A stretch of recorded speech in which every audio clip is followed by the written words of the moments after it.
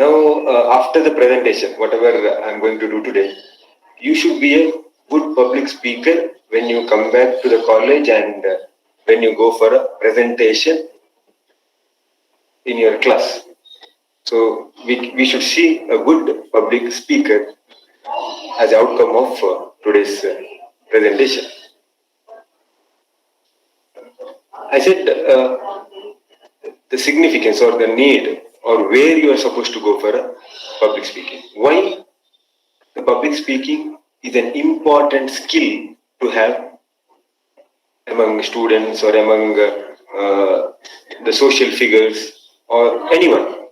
Okay, it is very important because you are presenting yourself when you are at the stage, when you are talking something, when you are presenting something. You are not just talking about the subject matter, you are also presenting yourself when you go for a public speaking. Now, let me tell you the different areas where public speaking skill is very important, or the core area where public speaking skill plays important role. As I discussed earlier, class projects. When I say class projects, remember entire activities, whatever is happening in the class, including the assignment presentations, seminar presentations, or you are going to do any demonstrations as a part of class presentation or class project, whatever the teachers are going to give to you. Especially now, you people are students. All the participants here are students. You will be having the first point, that is the class project as a important area where public speaking skill is very important because you are presenting your topic in front of the class. Okay, there are faculty, there are sometimes other external teachers or external experts. There are certain set of students. They will be there to hear you. Whatever the project is given by teachers, project can be seminar or demonstration, as I said earlier. Then, as a part of your curriculum, you may go to internship. At the time of internship, you have to present your reports, or during the internship you need to present a certain aspect whatever you have covered in your internship routine. Also, immediately after your completion of graduation, you may go for a job. There also you need to go for a presentations. Okay, you can be a key person or you can be an executive. There also sometimes you need to present the things. You might be given with the task and the task is achieved and later you need to present in front of the board. That time the public speaking skill plays important role. Then you are a member of an organization or if you are a member of a club, then when you attend the meetings, there also you have to go for a public speak. Again I'm saying, public speaking is not that only the politicians or the known person what they do on the stage. No. You yourself is a part of public speech. I said in class, in job, in club, or in any organization. Not only that, the last one, very important one. See, we will take part in family gatherings like wedding, birthdays, anniversary. There also, nowadays it is a trend. Most of you have seen that there will be an MC, master of ceremony. He will entertain you. He is having that skill. That is why he is entertaining you. He know what are the things to be done to keep the attention of the participant. Not only that, at the time of gathering, you are also involved to speak something. There also, the participant also sometimes need to have certain public speaking skill. Because suddenly they might call you, come forward and speak. If you have that skill, then only you can speak very fluently. Or else you will have that fear again that how to speak in front of a large gathering. Even though it is a family function, there also you may feel not confident. The confidence level is very low because you are not aware of the public speaking skill. So kindly note down all the points: class projects, job internship presentations, club or organization meetings or events, speech at family gatherings. In all these areas, public speaking skill is very important. So I'm going to talk about the 10 ways that will help you to improve the public speaking skill. Let me go to the first one. Watch the experts. You always watch the experts. If you are going to talk about certain field or certain area, first thing what you are supposed to do is look at their speeches prior to your preparation. There are video clips available. There are already the news and all in print media also. You can see what he spoke, what are the key points he addressed in that particular public speech and all. That will give you certain information what these experts have already spoke about certain things, and you will also get to know what are the right things to do, because they are the expert in public speeches, and you have to identify what are the do's and what are the don'ts. If you have a close watch on the expert, you will do only the right thing which is necessary for your presentation. So, watching at expert is a very important and first important thing you are supposed to. It is like a pre-requirement or prerequisite. It is a criteria. We can tell it is a criteria to understand the public speech. The first one is you have to identify the experts who are very good in your area what you are going to pick up. Then, not just watching, not just listening to them what they are doing. You have to identify their posture.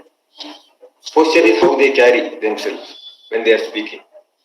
Then their tone, how they fluctuate, how they are going to change the tone, the voices, the modulation, what they do. Then volume. Wherever it is necessary, you have to raise your volume. Wherever it is necessary, you have to reduce your volume. You have to maintain a moderate volume at one point of time. All those things you have to identify from the expert.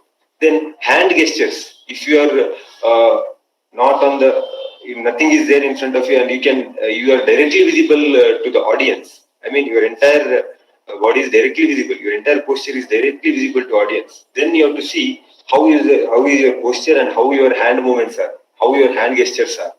That is also very important. You cannot stand straight always, based on the agenda of the talk. Then, eye contact. You have to maintain an eye contact with the participant. Okay, how they are responding to your talk, whether they are listening or they are simply sitting in front of you or they are having any doubts. All those things you will get to know only if you keep an eye contact, or if you are not looking at them, you are looking at the wall or you are looking at a roof and you are looking down, or completely you are looking at the paper what you have, no eye contact with the participant, then the public speaker, he will just go on speaking, but audience will not listen to you anything, because they think that the topic, whatever he is talking, is not relevant to us, or the interest of the program will reduce. Then attire, how you carry yourself, your attire, clothing. Okay, based on the type of event you have to decide, and formally you have to attend the public speeches. Then, what are the audio visual aids they are using? The experts, when they present their presentation, when they go for the public speech, what are the different audio visual aids, audio visual supports they are using for their presentation? Okay. Then what they are going to give at the end, that is message. What is the entire message of their talk? What is the final outcome or message of their speech? And not only this, these are the main things I have identified, and there are a lot more things. Now you have to identify the posture, tone, volume, hand gesture, eye contact, attire, audio visual aids, and the message at the end what they are going to give. Not only at the end, in entire presentation, what is the message they are going to convey to the audience. All those things you have to identify from the experts.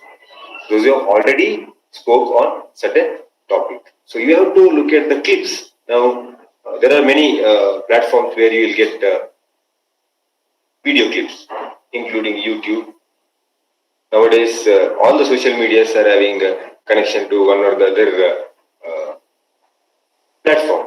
So you can share anything in any platform nowadays. So you will identify the various public speakers, how they speak, all those things you have to identify. Not everyone you have to see. You have to see the experts. Okay. If you look at experts, then only you get to know what are the right thing to do. If you look at people who are not at all expert, you will get to know that only the things what they do that may not be right according to the experts. So we have to take the positive, we have to take the right things to do when we go for a presentation. That is why you always watch on the experts.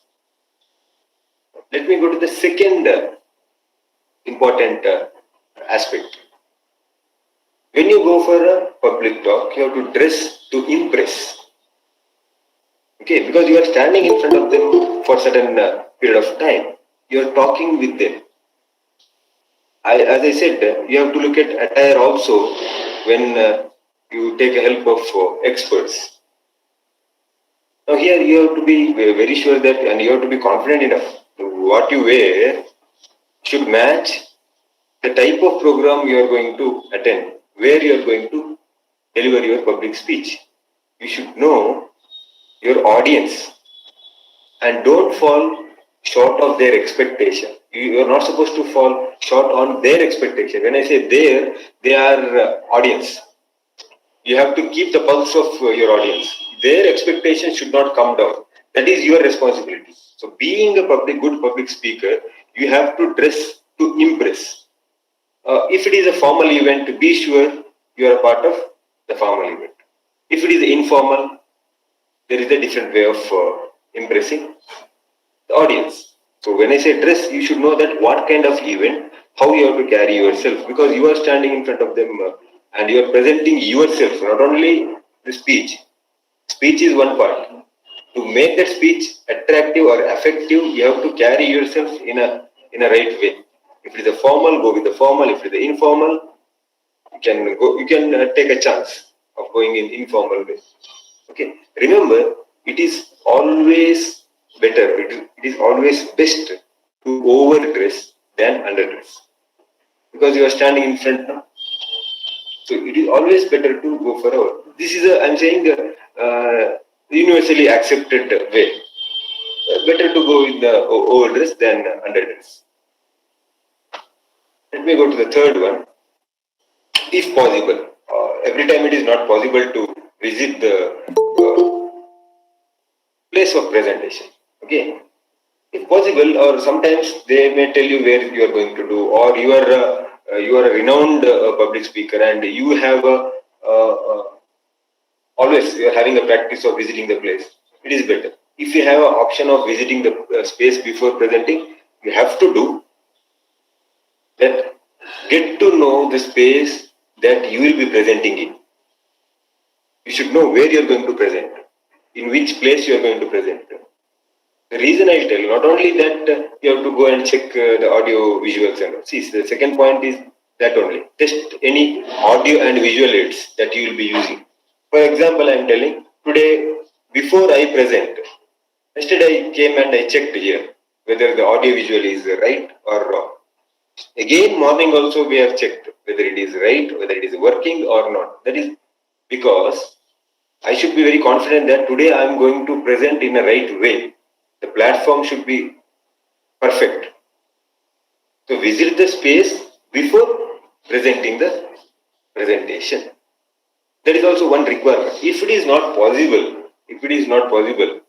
then you have to identify with the organizer where it is happening, how the conditions are. If it is possible to visit, better to visit and identify the problems where you face and try to rectify that. Okay, that is nothing but test the audio and visual aids that you are going to use at the time of presentation. Fourth one, you should know the material. the subject matter what you are going to present, about that you should have a strong knowledge, strong base you should have. Then only you can present it in a right way.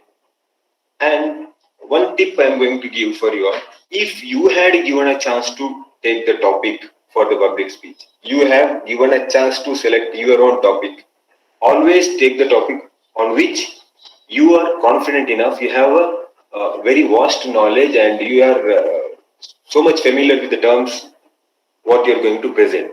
That kind of topic you are supposed to choose. The reason is you have an option of selecting, and if you are having option, you can choose whatever you want. When I say whatever, you should choose the topic on which you are having a great subject knowledge. Then assume you are given with the topic. Then prior to the presentation, you should go through all the material and you have to cover entire topic. About the topic, you have to cover everything, all the aspects you have to learn, and 365-degree approaches you have to do for that particular topic. Why I am saying 360-degree approach is, any question arises about the topic, you should be in a position to answer. Okay, today we will tell you to select a topic for tomorrow's class presentation. At that presentation, you have to present your own topic, so you have chosen the topic where you are not confident enough. Just for the sake you have taken one topic and you collected information, and next day when you are presenting, you have failed in presenting in a right way, or you have presented in a very well manner, but you failed to answer the questions. The reason I tell, you have not gone through the entire aspect of that particular topic, or you have to list out the possible question which arises. The reason is, you should know your material. Then only you can answer everything. Also, you should know your presentation. And in case if you are going with the PowerPoint presentations, not on the paper, you are having a slides, and with that you are going for a presentation. Means nowadays everywhere it is most of the places. Take India also, now we are digitally very ahead. Colleges or any small organizations, if you go, there are PowerPoint presentations. We are taking help of technical aids. There, if you are going with the presentation which is of PPT, then you should know the content as well as the order of your slide. The order, what is next, or whether it is in the same order or not, you have to identify, and you have to be very confident enough. That means you should know your material, what you are going to present in the class as a student. Then when you go for a job also, same thing. There you should have all the data what you are going to present. Or if you are a part of any social gathering or family gathering, there also if you are going to present anything, maybe any event and all, you may present something. There also you should have a proper content, and you should know what you are going to present. You should know your material. You should not you should not present a material which is not at all yours, or you are not confident enough whether the material is yours or not. That is going to happen only when you are not having a confident, or you are not thorough with the material what you are going to present. Therefore, the fourth point is, you should know your material. I said 10 ways. In that fourth way I am talking about. Now let us go to the fifth one. The content of public speech. The topic what you have taken, that should have all these aspects. The 6 C's need to be considered. There are 6 C's. Kindly note them. Clear, concise, concrete, coherent, complete, and correctness. There are 6 C's. What is clear? The content what you are going to present should be clear enough to understand. What you are presenting should be clearly explained, and it should be clearly understood by the audience, the participants. If you follow the 6C, the entire content what you are supposed to present should be achieved.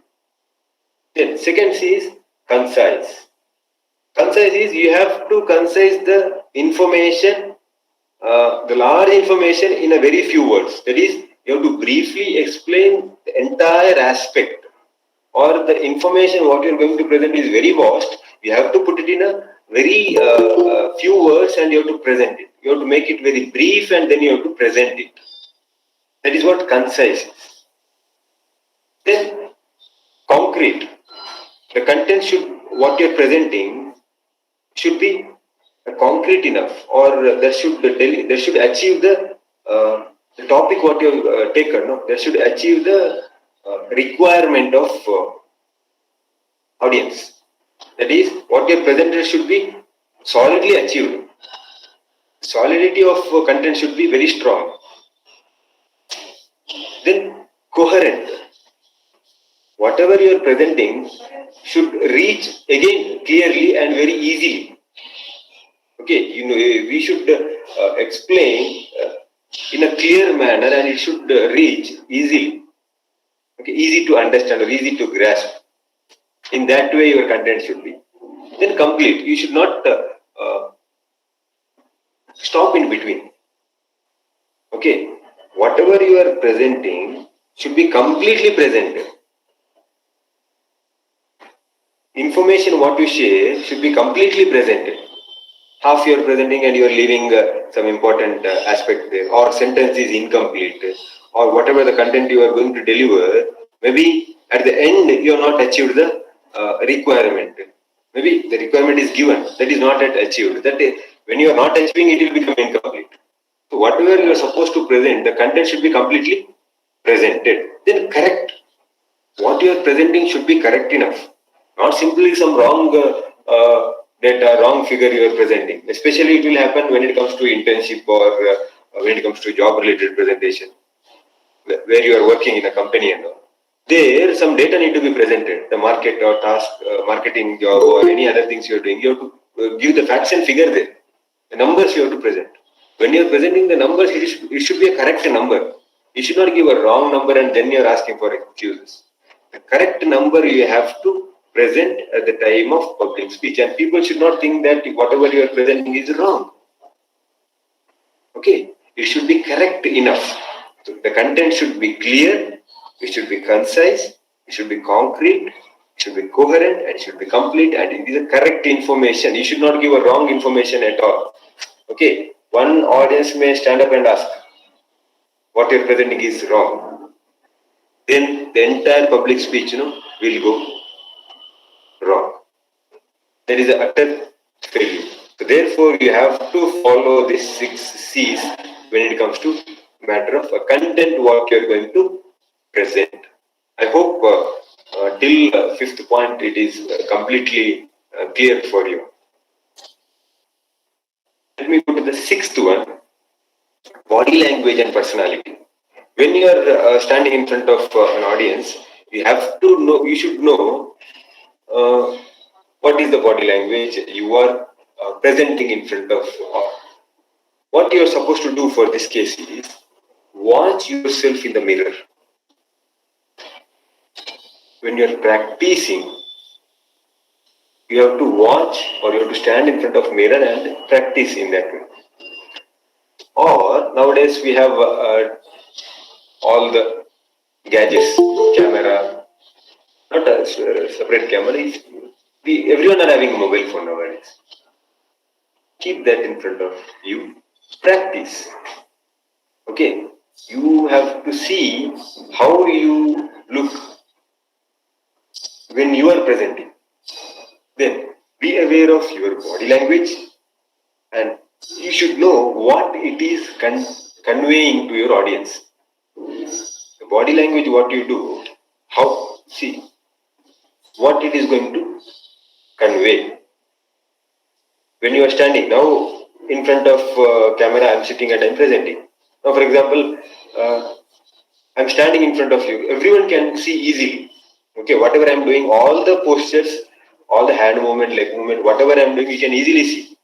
That is why you practice in front of a mirror.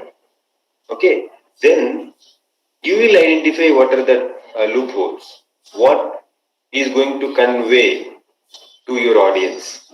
Then you have to decide whether to do that or not to go Let your personality shine.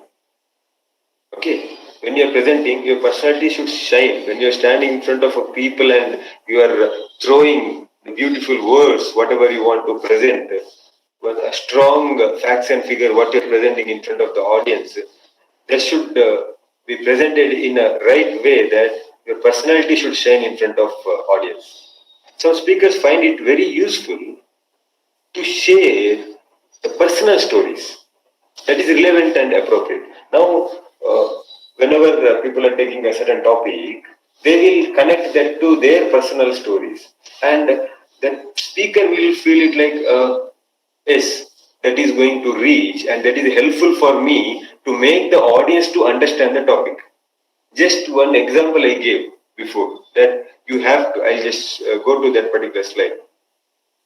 See, visit the space before representing. I gave one live example, one my own story. I said that before I present today, yesterday I came and I checked whether the things are at right place or not, so that I am confident enough that tomorrow when I present, nothing wrong should happen in terms of audio, visual. Sometimes it is out of your control, but you should be very much confident that yes, it is ready. Everything is placed at the right place. You can confidently go and present tomorrow. This is what the real life example. So when you are giving the example, that should reflect your body language and personality in a right way. Audience should take it in a right way, and you have to prepare in such a way that initially you should act like a audience.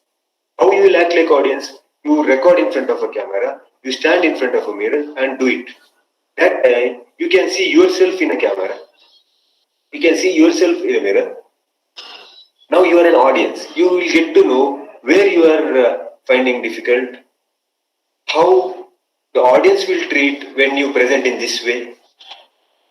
All those things will get to know with the help of this particular aspect. Let me go to the next one, seventh point for the best presentation. Practice, practice, and practice. 3 P's. Run through your presentation in your own way. Whatever the way, I said different ways that you stand in front of mirror. Now, other than that, you might have your own way of judging your presentation. Okay, what you are supposed to do is you should keep an attention on the following aspect. That is, you see the slide, voice, that is the tone.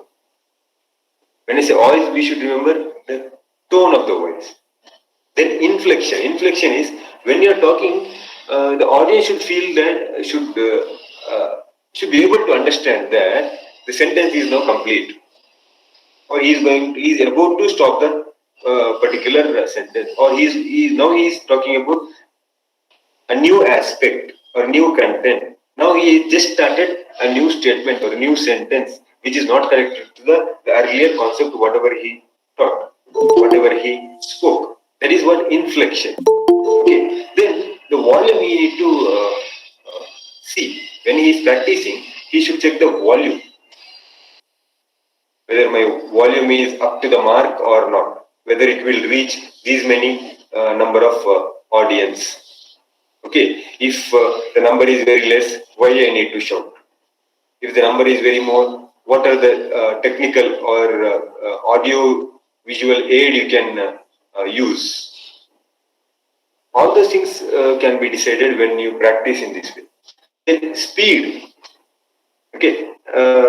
When I say speed, you should know the requirement of an audience. And not only the requirement, you should know your audience. The target audience you should know. What is the level of speech is required? What should be the speed? If I go very fast, whether they can able to catch it or not. If I go in very slow, then there might be people they're not ready to accept it. You have to manage both. Sometimes you need to go in a moderate way. Okay, so you have to identify the speed of your voice, the speed of your presentation. Then pauses. Where and all you are supposed to give the pause.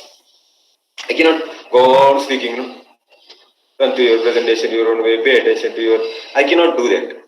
Wherever is necessary, I have to put a full stop. I cannot put a full stop when I'm talking. I have to convey in such a way that now it is over. That sentence is over. That is able to understand only when you practice yourself, then it is easily conveyed to your audience. Then pauses wherever necessary, you should give the pauses. That is related to the voice. Tone, inflection, volume, speed, pauses, everything you have to pay attention at the time of practice. Then only you can give a good public speech. Then filler word. What are the filler words? When we are presenting, you may do, like, all those things will automatically come. When you start presenting, there are some filler words that will automatically come when you present. Just now I did, like, these are all examples. Okay, these filler words you have to observe. If it is too much when you are presenting, when you are at the time of practice, you will identify that the outcome is, yes, whatever I am doing is good, but my filler words are more. Whatever I have presented is fine, but my filler words are more. Then you have to match with the requirement for that particular public speech. Then you have to correct yourself. Or you are not all having any filler words. Sometimes there is a need for a filler word. It is not necessary that always you should read like a book. You should read like a presentation only. Or you should present like a presentation only. You cannot read like how you read a book. So it should be like a speech. There is a need for certain fillers, but it should not be more. You have to identify all these at the time of practice. Then, when you practice, you should note down the areas of difficulty in your presentation. Okay, when I present this is the place, or this is the topic, or this is the content where I feel very difficult, or that is very difficult to present it, or you feel that is very difficult to understand it. All those things you have to identify. Then you have to be ready with all the material to that particular topic. Then difficulty not only in terms of material, difficulty you have to identify in terms of technology. For example, I am going to present in virtual platform. Here, I am not confident enough how to use a Zoom, how to use a Cisco WebEx, how to use a Google Meet. These are all the difficulty at the time of presentation. Okay, all these difficulties you have to identify. When you are practicing, you have to practice with the other person. You have to give one link to him, practice, speak, practice, and identify where the difficulty is. Okay, we have faced certain issues that there are few, they are presenting for the first time, they are not into the virtual platform. They are very good public speaker. But when it comes to virtual, they may not be able to do. That is why you have to practice that before. One particular platform, if you use, you have to use that before, and then only on the right day, you can go for a right presentation. So you have to identify, you have to pay attention on all these aspects. That is voice, filler words, and what are the difficulties you are having. You have to identify, and you should try to overcome from that difficulties. So 7th one is practice, practice, and practice. The next one, you have to get the feedback, collect the feedback from the peer team. You have to identify certain peer team. Nothing but your friends, or you can give it to your classmate, or you can give it to your teacher, professors, or anyone who are willing to give you certain feedbacks. Why feedback is important? Feedback is always important for the improvement. Adjust your presentation with their feedback and then get feedback again. Feedback is a continuous process, no? It is a never-ending process. Okay, once your presentation is ready, your data is ready, what you're going to present is ready, that you just share with the friends, classmates, professors, and then get the feedbacks. Then identify where you went wrong, where you are very good, what are the improvements required, those areas you identify and do the right thing accordingly. Okay. Then wherever you went wrong, you correct it, and once again you send it again for the feedback. So then you will get to know the improvement. So feedback is always necessary. And one more thing, even if you are grown up or a well-developed or a eminent public speaker, still you have to collect the feedback after your public speech. If you are not going to collect directly, you have to ask the organizers to give the feedback. I'll tell you why. Feedbacks are very important for the coming presentations or for the forthcoming presentations. You will get to know where you are lagging, where you are simply exaggerating the things, which area you need to concentrate more, whether you have conveyed the right things to right audience or not, where you need to improve. All those things you will get to know only with the help of feedback. Therefore, this is actually before, whatever I am presenting now, that is before you go for a final presentation, go for a feedback and correct it, once again go for a feedback. Not only this, after you become a grown up or a well established public speaker, then also you have to collect the feedback. The reason is to improve yourself in coming days. So getting feedback is one of the important ways to become a good public speaker. Let me go to the ninth one. Prepare for the unexpected. Very important part. You have to prepare for the uncertainties or unexpected. You have never expected this, but this is happened. So how you will face that? How you are going to face the unexpected? You have expected that, okay, there will be good internet today, but no internet. How you will face now? Now already all the audience are there. How you are going to tackle this? Then internet is there. You forgot to keep a charger for your laptop. Lost PowerPoint. How you are going to manage this? Maybe within 5 or 10 minutes it will come back, but again audience are still waiting. How you are going to continue? You should not completely lose your patience, or you are getting nervous and later you are not going for a good presentation. No. You always should be ready for the unexpected. We have to prepare ourselves for the unexpected also. Not always think that everything will be perfect. Tomorrow when you present, everything will be fine. Yes, we'll hope for that. We'll always hope for the best, that yes, everything will be fine. All is well. But when you go for a presentation, along with the expectation, you also should be ready for the unexpected things, what is going to happen, which is beyond your control. See, no internet is beyond your control. So how you will manage that? Then loss of power, electricity, loss of your maybe mic or sound systems. Then you have lost your PowerPoint. There is no PowerPoint in your hand. You know where you kept it. That time, how you will cover? How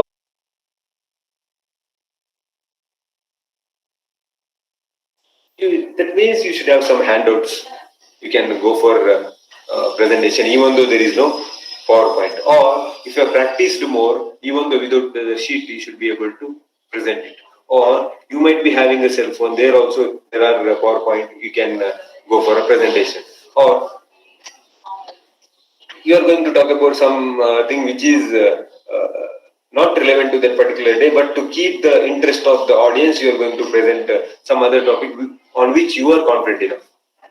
Okay, these are all different ways how you will prepare yourself for the unexpected. Then you're presenting very well. In between, your phone is going to ring. Cell phone is going to ring. You are a person having little stage fear, but you are prepared. But when the phone is ringing, again you may have certain fear that okay, somewhere your presentation might go wrong. Okay. One more thing, the late entrance. Either you are late or the participants are late. You are there already. There are no participants.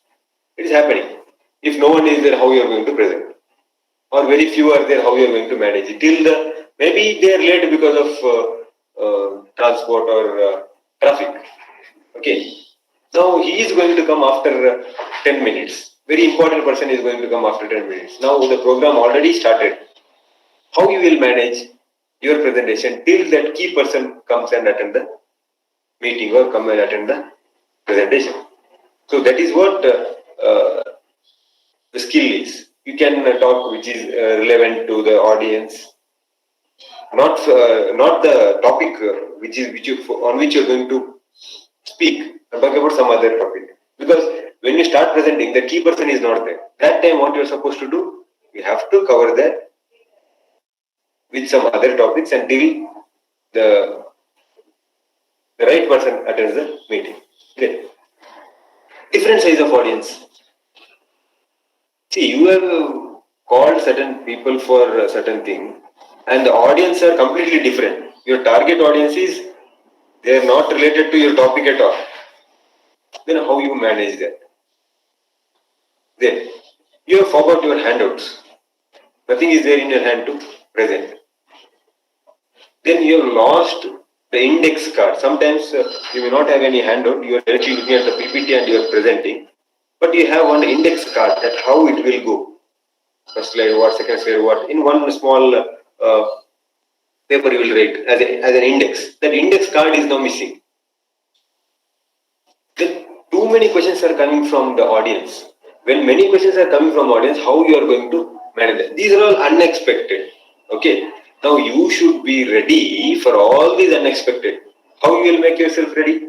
How to avoid too many questions? That you, if you are a very good presenter, you will present all the subject matter what is necessary for the presentation in a right way. So many questions can be avoided. Then, if you are going to you have lost your index card, but still you can directly look at the presentation and you can do the presentation. That confidence level you should have. Then you have forgot your handouts means you should know what are the things. The order you should know. At least the broad outline of your presentation should be there in your mind. Broader outcome or broader concepts. Then you can go on talking. But everything you have not practiced at all, then forgetting a handout will have a more impact. Okay. Even though you have forgot the handouts, you should be in a position to present it.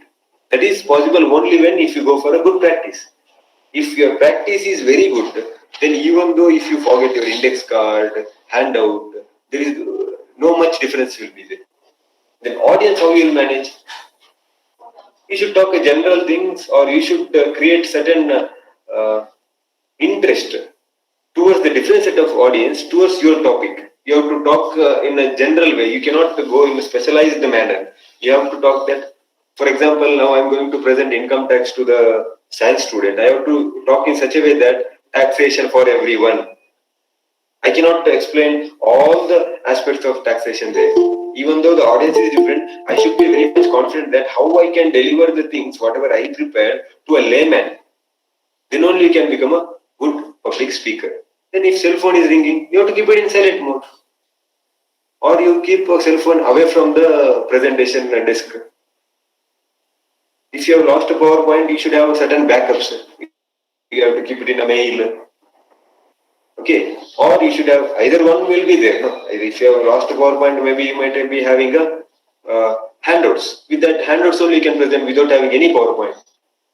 No internet, there are different way of connecting internet nowadays. See, if you may not have a LAN connection, you might have some other platform where you can connect the internet and you can present the presentation.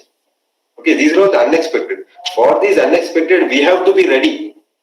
Always don't think, again I'm repeating, always don't think that everything will be fine. Even though I said in one slide that you have to check the place before you go for a presentation. Okay, you have checked the place. There is internet, there is a power, everything is there. But still, you had a certain problem in internet on that day. That is unexpected, no? So that is why we have to be ready for all these unexpected. So kindly make note of all these, and you should be ready to face, or you have to be ready to tackle these unexpecteds. The last one. What are the do's and don'ts? What you are supposed to do and what you are not supposed to do at the time of public speaking. See, always repeat audience questions. For example, one audience is going to ask a question. That time, that question you just repeat. Don't directly answer. When you repeat the question, what will happen? That question again will reach entire audience. Maybe the same question is there in that audience's mind as well. Therefore, audience A will ask one question. Audience Z is there somewhere in the corner. He also is having same question in his mind. But whatever he asked is not reached till there. Whatever audience A or participant A has asked is not reached till participant Z. But if I am a presenter, if I directly go and answer that question, they'll be confused that for what he is answering. Therefore, repeat the question what the audience are asking. Then give the answer again. Then give audience something to walk away with. That is, there should be a certain good possible outcomes. The outcome should be such a way that they have to take something from your presentation. Today, if at the end of the presentation, I should be able to tell that yes, today my audience have understood what are the things they have to follow at the time of public speaking. That is what the outcome. Okay, the audience should take something from the presentation. Something. Okay, that is in the hand of a presenter. He should give something to the audience to walk away with. That is, there should be a good message or outcome at the time of presentation, at the end of the presentation. Then respect your audience's time. Don't go late. You are a public speaker. You don't go late. If you're going early, is well and good, but you are not supposed to go late. Then, after starting a presentation, you have to stop at the right time. Okay? You cannot take more than the specified time or given time to you. We have to, there are certain exceptions, but most of the time we have to respect the audience's time.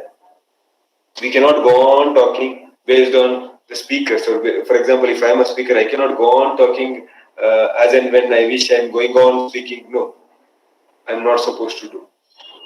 I have to respect, being a public speaker, I have to respect my audience's time. That is possible only when, if you practice. If you practice, you can finish the presentation or you can finish your public talk at the right time. If you are given with a half an hour, you can finish your presentation at exact half an hour. That is because of your practice. Always give respect to your audience's time.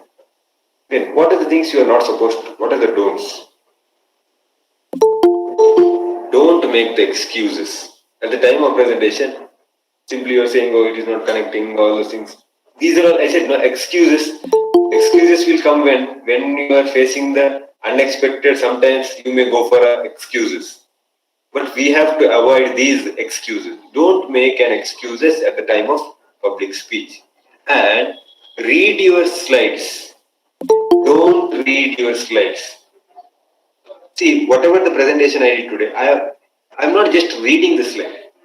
Reading the slide means I'm going on reading like do's and don'ts, do always respect your audience's questions, give audiences something to walk away with, respect your audience's time, don't make excuses, don't read yourself. See, these are all reading. I am not supposed to read the slides. I am not supposed to read the handouts. Going on reading whatever you have prepared, it is not a public speech. It is, you are just dictating whatever you have written, or you are just dictating to the minds of target audience. You have to explain. See, whatever the points I have explained, whatever I had put in the presentation, I explained. I am not going to read it. I just read it, then I explain. Going on reading is not a public speech or it is not a presentation. Then don't overload the slides. Don't just put many things on the slide and finally it is not able to give anything to your participant. There are so many things are involved in your slide. In one slide, some 10 points are there, 10 lines, complete, no space. Big paragraph is put in one slide. You are in a board meeting and everything is put in one slide and nothing is in order. So don't overload your slides. Make it very simple. Only some points you have to put. Go for two different slides. For example, some 10 lines are there, means you go for 5 and make it to 2 slides. So that is what the right way of presentation. There should be a good presentation. Don't overload your slides. These are the 3 do's and don'ts I am going to give to you in today's presentation. Now, it is your turn. What you are supposed to do after knowing these 10 tips or 10 skills or 10 things what you are supposed to do at the time of public speech or before the public speech. Now it is your turn. Take your next presentation and practice in front of the mirror. Implement some of the suggestions from this presentation. Okay, I'm going to share the sources from where you will get a good material for public speeches. You can note down these particular sources. These are all the sources which we used to refer for delivering a good lecture. With this, students, I'm going to wind up today's session. Anything, students, if you are willing to ask related to the public speech, what are the requirements for the public speech, you can ask.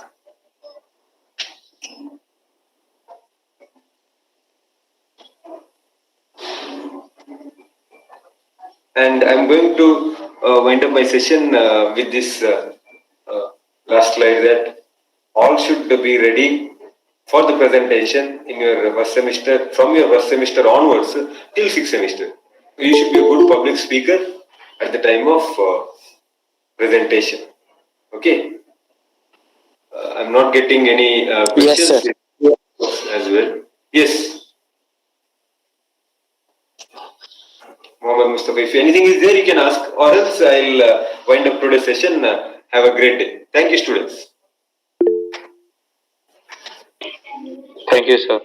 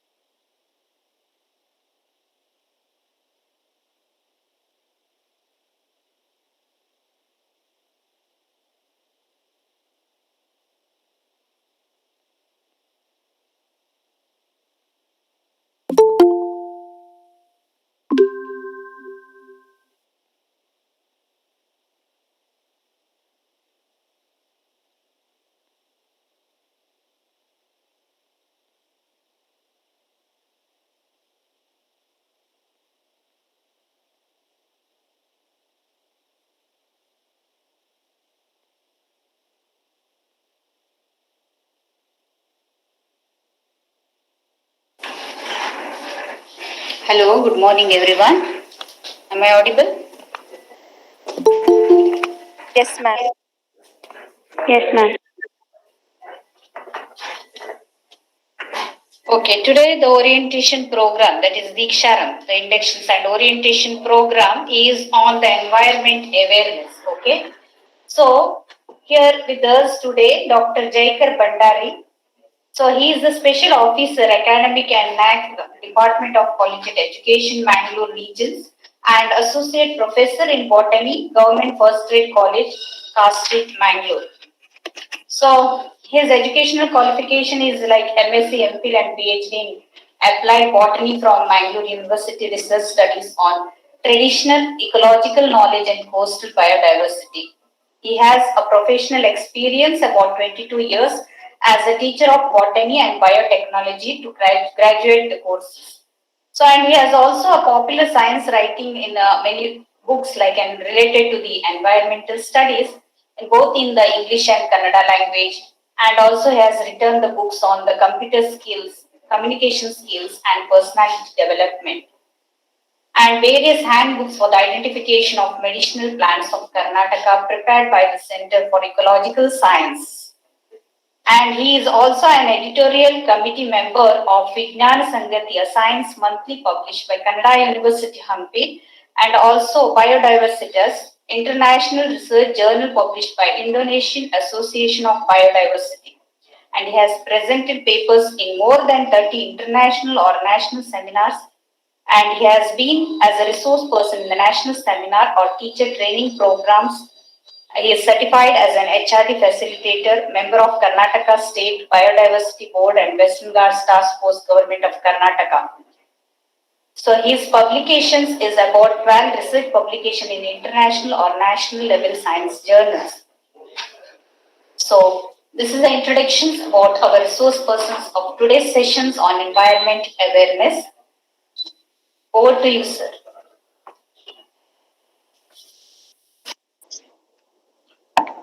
Good morning to all of you. Am I audible?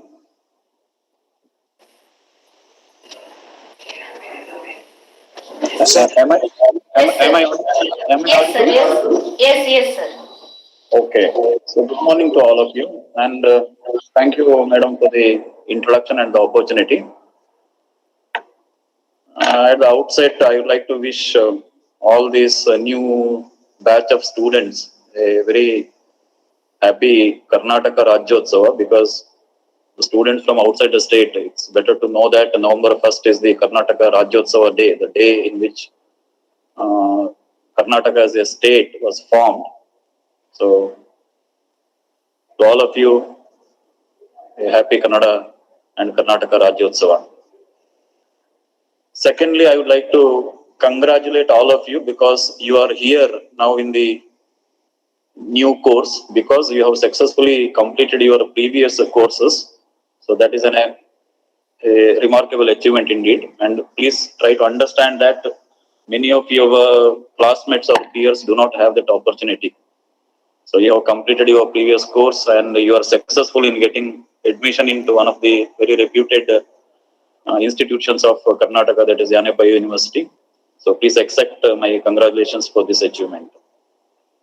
And secondly, I would like to wish you all the best in this new course, because I consider it as a new beginning or the beginning of a new stage in your career or in your life.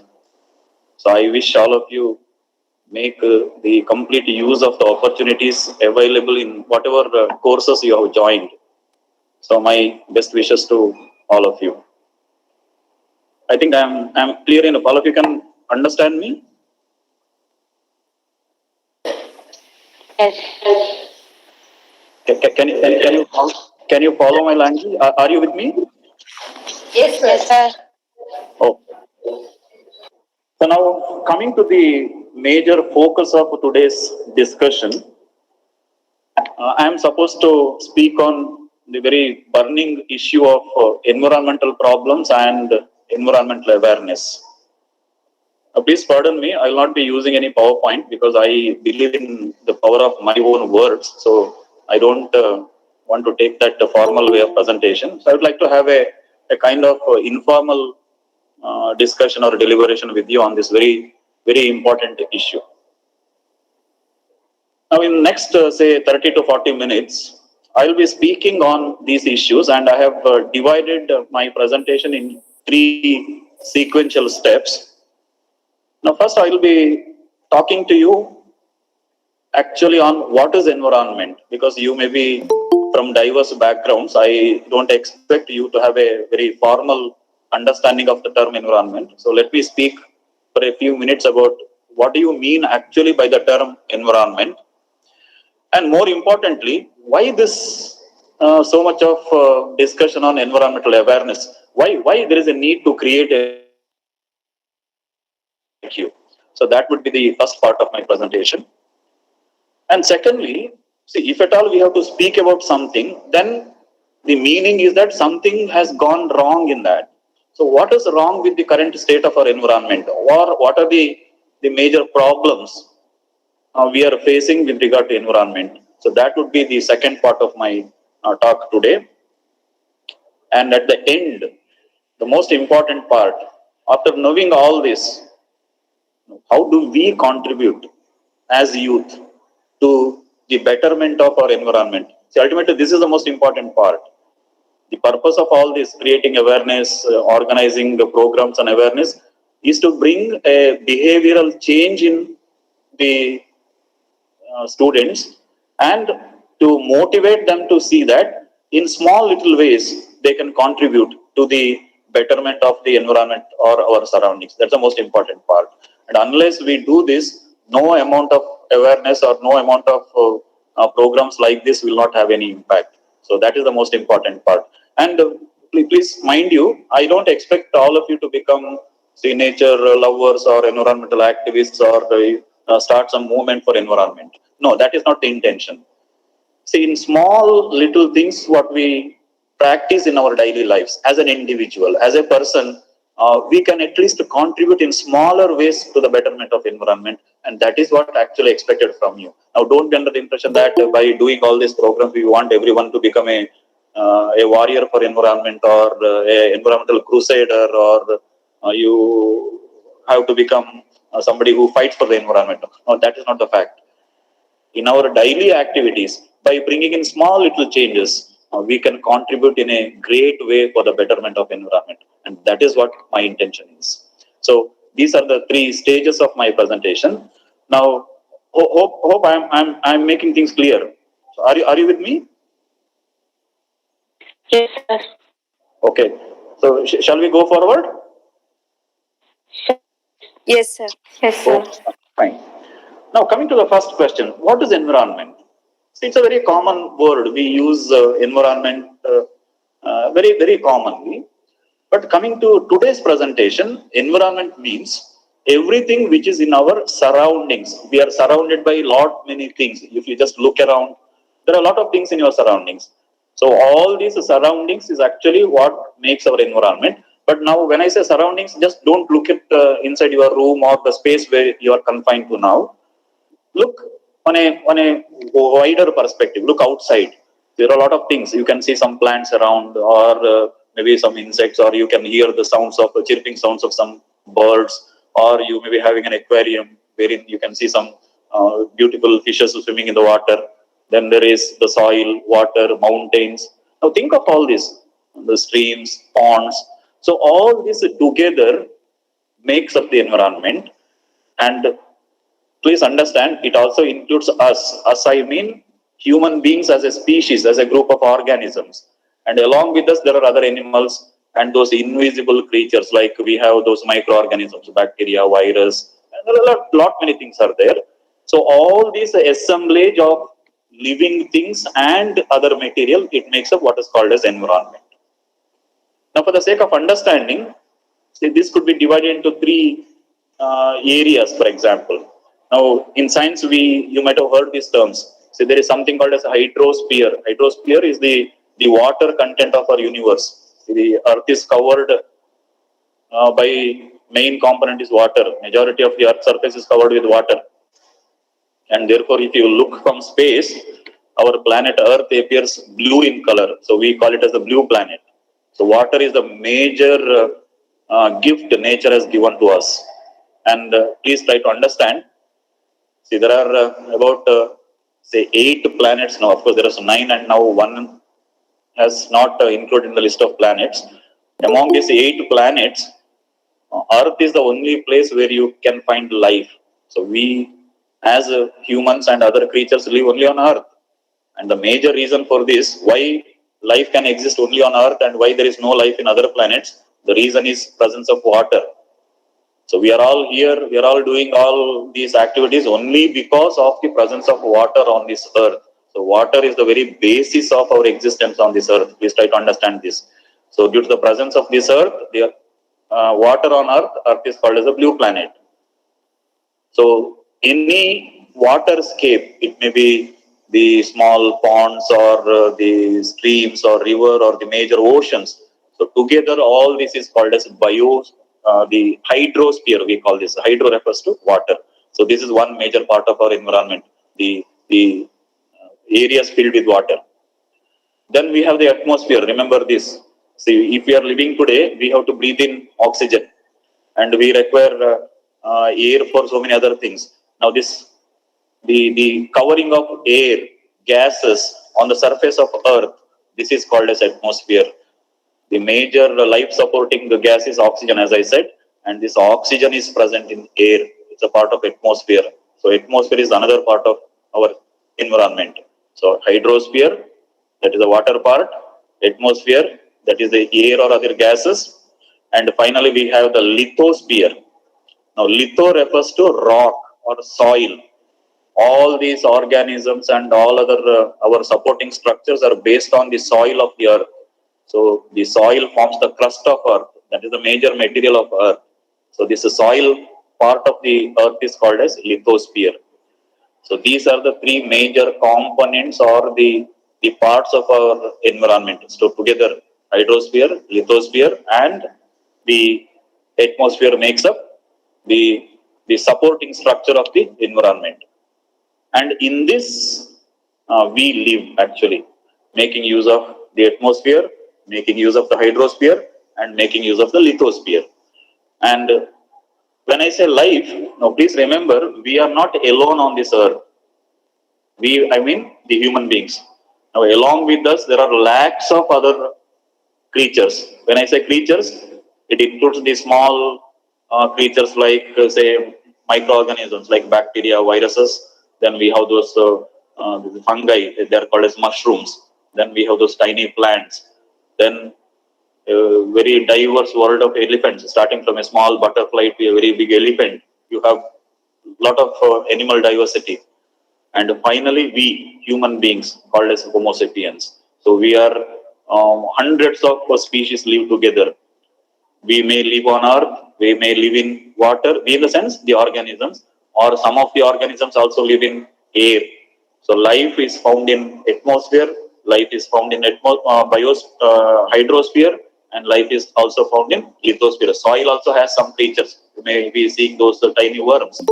So this part of the environment where life exists, it is called as biosphere.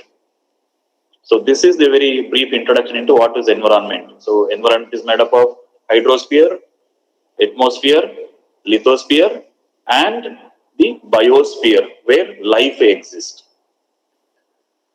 Now, what is the problem with the environment now then? See, I'll tell in a very simple way. The major problem with our environment is that, see, till the earlier periods, before the prominence of human beings, before we came on Earth, we started living here, we started taking control of the activities of the Earth, everything was fine.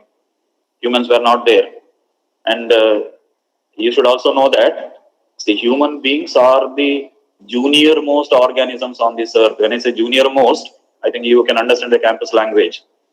See, if there is a 5-year course, the people who have joined in the first year course, they become the senior most. They will be in the final year, then 4th year, then 3rd year, 2nd year, 1st year.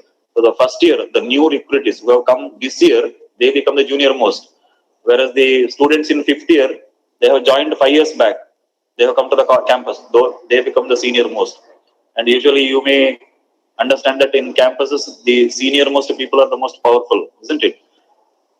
So here, we are not the senior most. We, in the sense, human beings, we are not the senior most.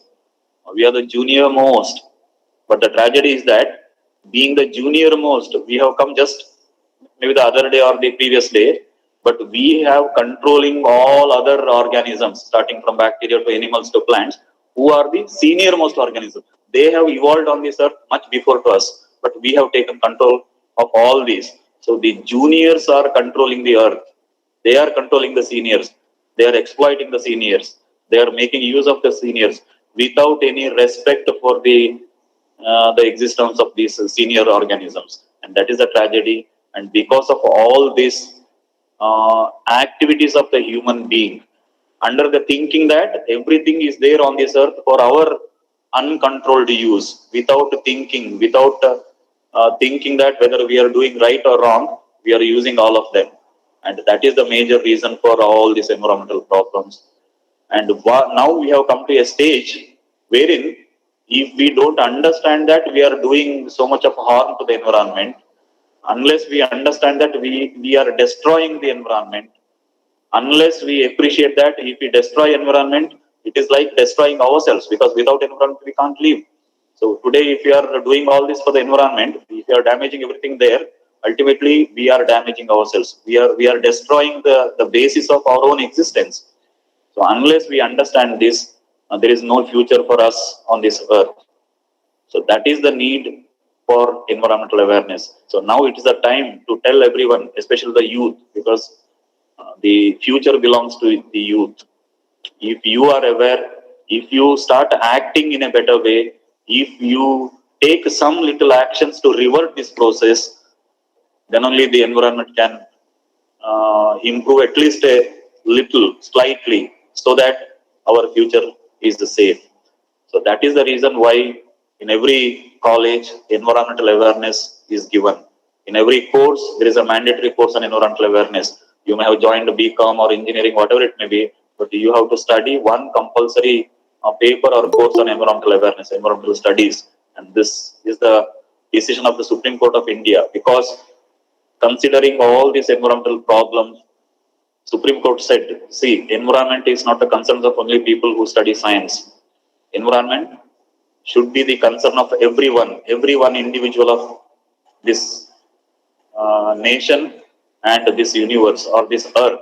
So everybody should have the basic knowledge of environment, basic concern for environment. And on this background, environmental courses are introduced in all the programs, and environmental awareness should be created for all programs. And that is the reason why I am talking to you on this important aspect of environmental awareness. And let me also tell you that environmental protection or concern for environment, it is also part of our constitutional duty. See, if you have read the Constitution, there is something called fundamental rights and duties. We always speak of rights. We say, this is my right, this is my right, but we hardly speak about our duties. There are also fundamental duties. In fact, duties comes before rights in the Constitution. But we forget our duties, but we always fight for our rights. One of the fundamental duty, according to the Article 51A of Indian Constitution, it is to safeguard our environment, and we should be compassionate to our fellow creatures. So it is our constitutional duty also to know about environment and to have concern for environment. So on this background, environmental awareness, environmental concern is a must for all citizens of the nation and all inhabitants of this earth. So I think I have cleared two things. One, what is environment? And secondly, why environmental awareness, and why you people are given with the programs concerned about environmental awareness or environmental concern. So I think I'm making things clear. Are you with me? Yes, sir. Okay. Now the second part. Now, what is actually wrong with the environment? I have given some hints of that, but let me go in a little elaborate way. Now, to make this understand, I'll tell you a small narration, maybe a small story-like thing. Now, we are living in an age of COVID-19. Now, you have experienced the problems of this COVID-19. The last 1.5, 2 years have been horrible for all of us. And to put in a very simple way, see, humans were discussing about venturing into other planets. They were thinking of and they were planning, they were preparing to go out of planet Earth into other planets and to venture into Moon or Mars. So that was our state of mind before COVID-19.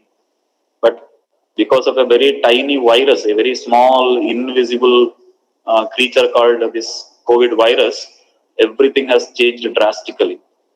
Now, forget about entering into Mars or Moon.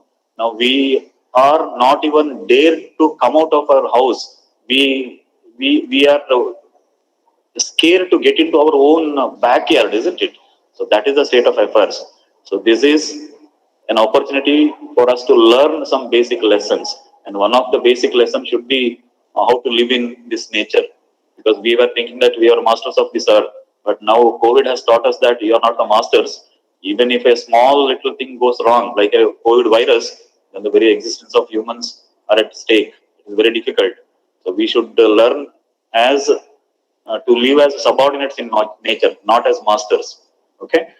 So now, and studies have shown that in the last 2 years, the Earth has gone almost 50 years backwards in the various activities. Now you can imagine, now there is not much of movement in the last 2 years. People have stopped moving around because now it is slowly starting back.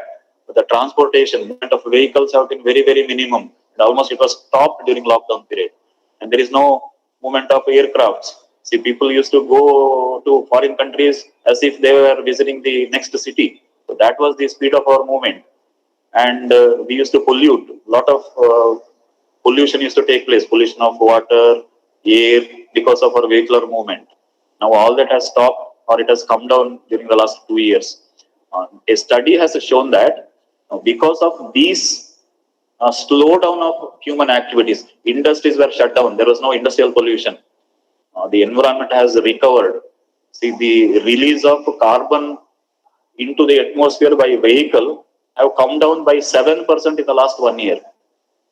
Now, due to the lockdown activities. So that means we have almost gone 50 years backwards due to the COVID-19 problem. But again, it will not be the same because now the fear of COVID-19 has come down. The pandemic, we think it is under control, and we have started redoing the whole thing. We have started again all our activities, thinking that everything is fine, everything has come back to normalcy, which is not the case. Okay, that is a separate thing. But one of the important lessons, as I said, we have to learn from COVID is that many of the things what we were doing so far, they are not actually essential. We can manage things even without that. See now, just to take one example. See, now many of us, our meetings and conferences, it is taking place online. But earlier, this online program concept was not there, and many would not appreciate an online presentation. And they thought even to attend a 1 hour program, maybe somewhere in the States or somewhere, they used to move from different places to the destination. See how much of waste of fuel, how much of pollution we used to cause. Now we can do all this without actually moving from place to place. See, virtual programs. So this is one important lesson we have learned. And see, we used to move around in the name of tourism. Of course, some amount of recreation is not needed, but we have to also think of the damages we are causing. So COVID has taught us many lessons, and unless we learn these lessons and we transform ourselves, of course, these lessons are of no use. It's the second part. But now I will take you 50 years forward. It is a fast forward. Now imagine what would happen after 50 years. So now you are in your teens, maybe most of us you are in the age group of 18 to 20, I believe. Now imagine after 50 years, when you become say 70 or 80 years, what would be the condition? So just imagine when you are 80 years, of course, then many of us will not be here. So you will be the senior most generation on this earth. So imagine at that situation, you are say writing a letter to you, maybe 5 year or 10 year granddaughter or grandson of yours. Imagine what you have to write then. So you have to only write about the sorry state of environment you are facing at the age of 70 or 80. Maybe in the year 2075 or 2018, or you say 2100. You can stretch the imagination. So imagine at that stage, you have to write a letter to your, say, granddaughter or grandson who is somewhere about the state of the environment, the problems you are facing. Then what you have to write? I'll just tell you some of the components of this letter, and this component will be there in everybody's letter then, because the state would be so bad then. Now you may start saying that my baby, I'm very sorry, because when I was young, things were totally different. When I was young, when you are young, things were totally different. See, we used to have something called trees, plants. Then there were some creatures called butterflies, some creatures called birds. Then there were fishes, and there were places filled with water, like we used to call them as lakes, rivers, streams. We used to play in that water. But of course, you can't see all this now. You are telling your granddaughter or grandson, because at that age there won't be anything like a forest or trees around. There won't be any parks left at that age, and hardly you can find a place filled with water, something like a lake or river. It won't be there. And you may be also telling your granddaughter or grandson, see, we used to have a practice called bathing, taking bath in water, because at that age bathing will not be there, because there won't be any water to bath. Then you may ask me, how do we clean ourselves? I think probably it would be cleaning by wiping our body with, say, some tissue paper, or some dusting the body with vacuum cleaners, because water will be a very scarce commodity then. Okay, and you may also add a sentence there. See, when I was young, people were telling, don't waste water, because water is very precious, but we did not hear to these warnings, and because of that we are facing this problem now. So when all these things are not there, means when there is no forest, when there is no river, when there is no animals, butterflies, birds, that means you are living in a desert. So at that age, when you are 70 or 80, all your landscapes will be just like a desert. It is a dry, without water, without any colorful plants and animals. So you have to live in a desert, and without water there will be no industries. And I think the only industry you can expect at that age is desalinization. Desalinization is, I think somebody is speaking there. Okay.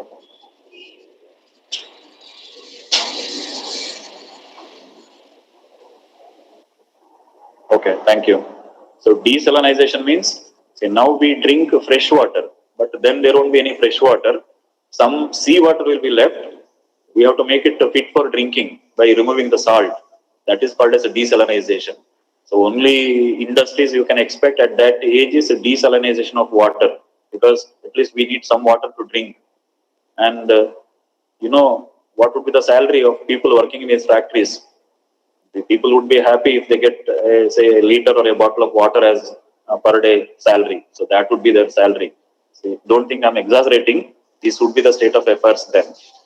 And then don't be surprised if I say that during that period, people will be killed on the street just for the sake of water. If you have a bucket of water or a large can of water, your life is a threat. Somebody may kill you, somebody may murder you to take away that water.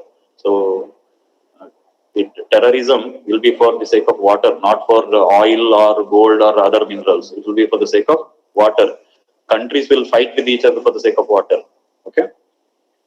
And the second maybe point in your letter would be about the health and the physical stature of the people. See, now we have a very attractive, fair, and say silky skin. We talk about that. But during that age, all skin will be very dry. It will be scaly, and it will be a lot of sores and wounds. If you ask me why, please know that now we have a covering of ozone in the atmosphere, and this ozone is protecting all of us from the dangerous ultraviolet rays.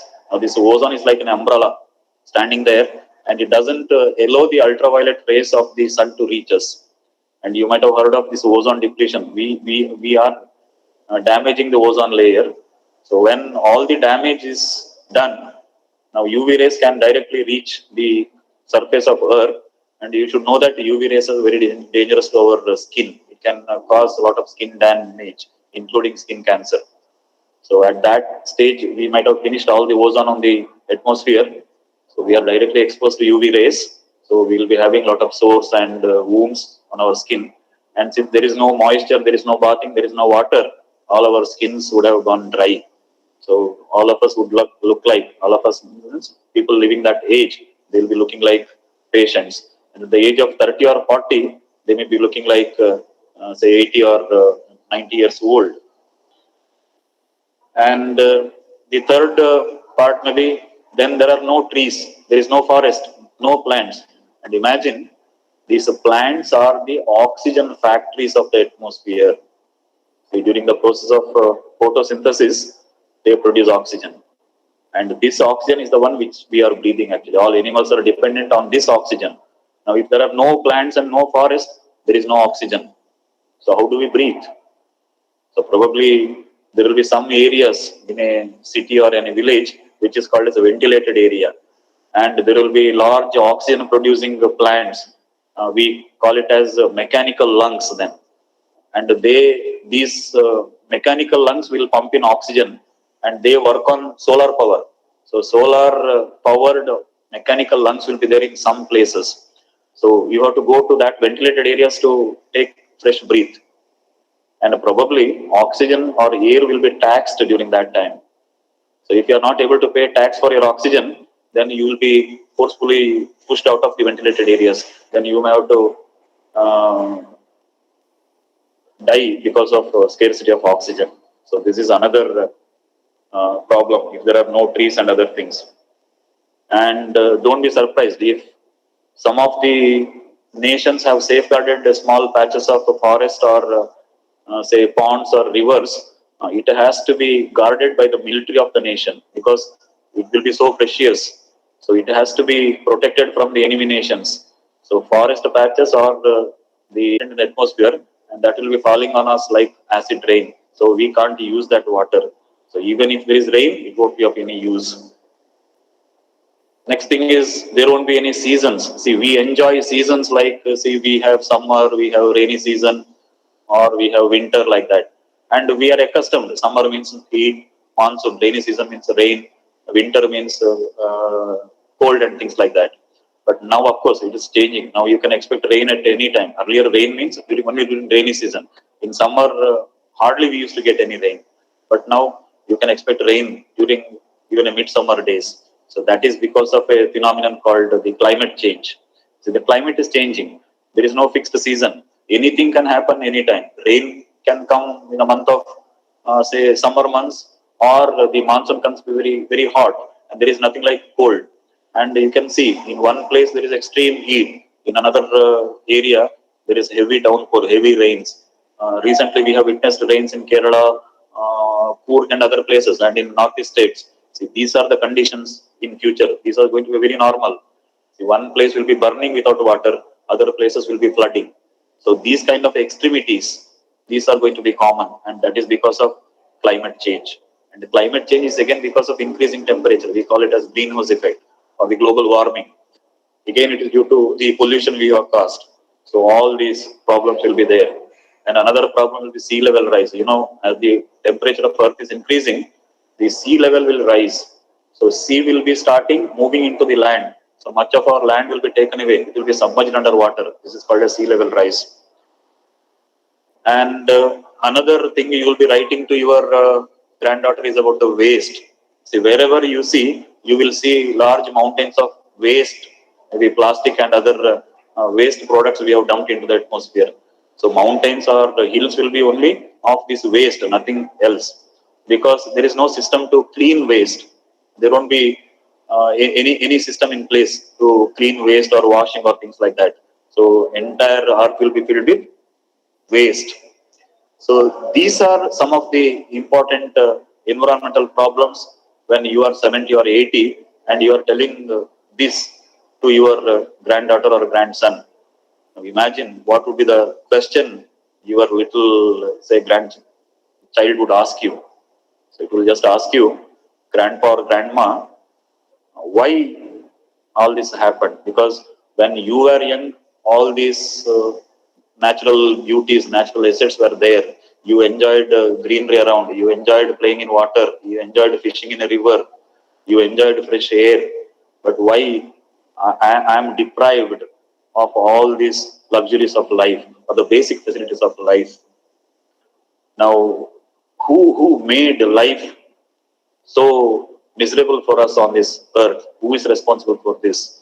Imagine what would be your answer if you get a question like this after 50 years from your granddaughter or grandson. What would be your answer? Or what would be my answer? Are we in a position to answer all these questions?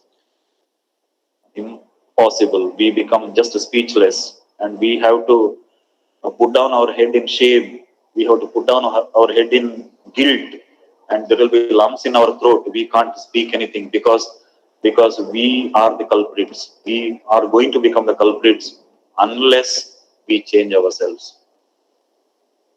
Now, how can we tell the future generation that we did all this, we damaged all this, we spoiled everything, we created all this mess? Are we in a position to tell them in front of them? No, we just can't, because we are the culprits. I'm stressing on this because we had an opportunity to change all this, but we did not do that. So if we don't do that, then we may have to face this situation after 50 years. Now, don't think I'm frightening you. Don't think I'm trying to put a very horrible future in front of you. But this is the fact. This is going to happen if we don't change.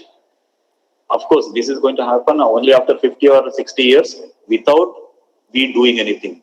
But now we have an opportunity to change ourselves. We have a golden opportunity to revert at least some of these activities.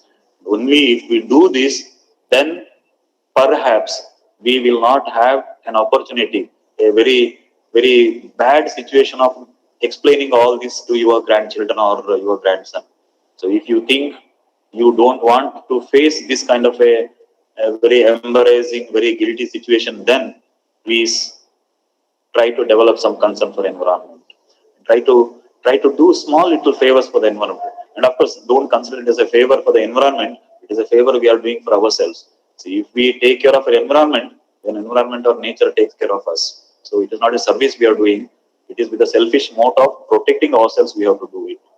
So unless we understand we are damaging the environment, unless we understand if the situation continues in the same way, things will be very bad in future. Unless we think there is a need to change our mentality, unless we start acting in a environmental friendly way, this is going to happen, and then there is no point in blaming anybody. So this is the point I wanted to tell you. What will happen? What is the status of our environment if we don't change? So I think at least I am successful in impressing upon you the need to change our environment, the need to change our attitude towards environment. Now, if that is clear, let me come to the last part of my presentation.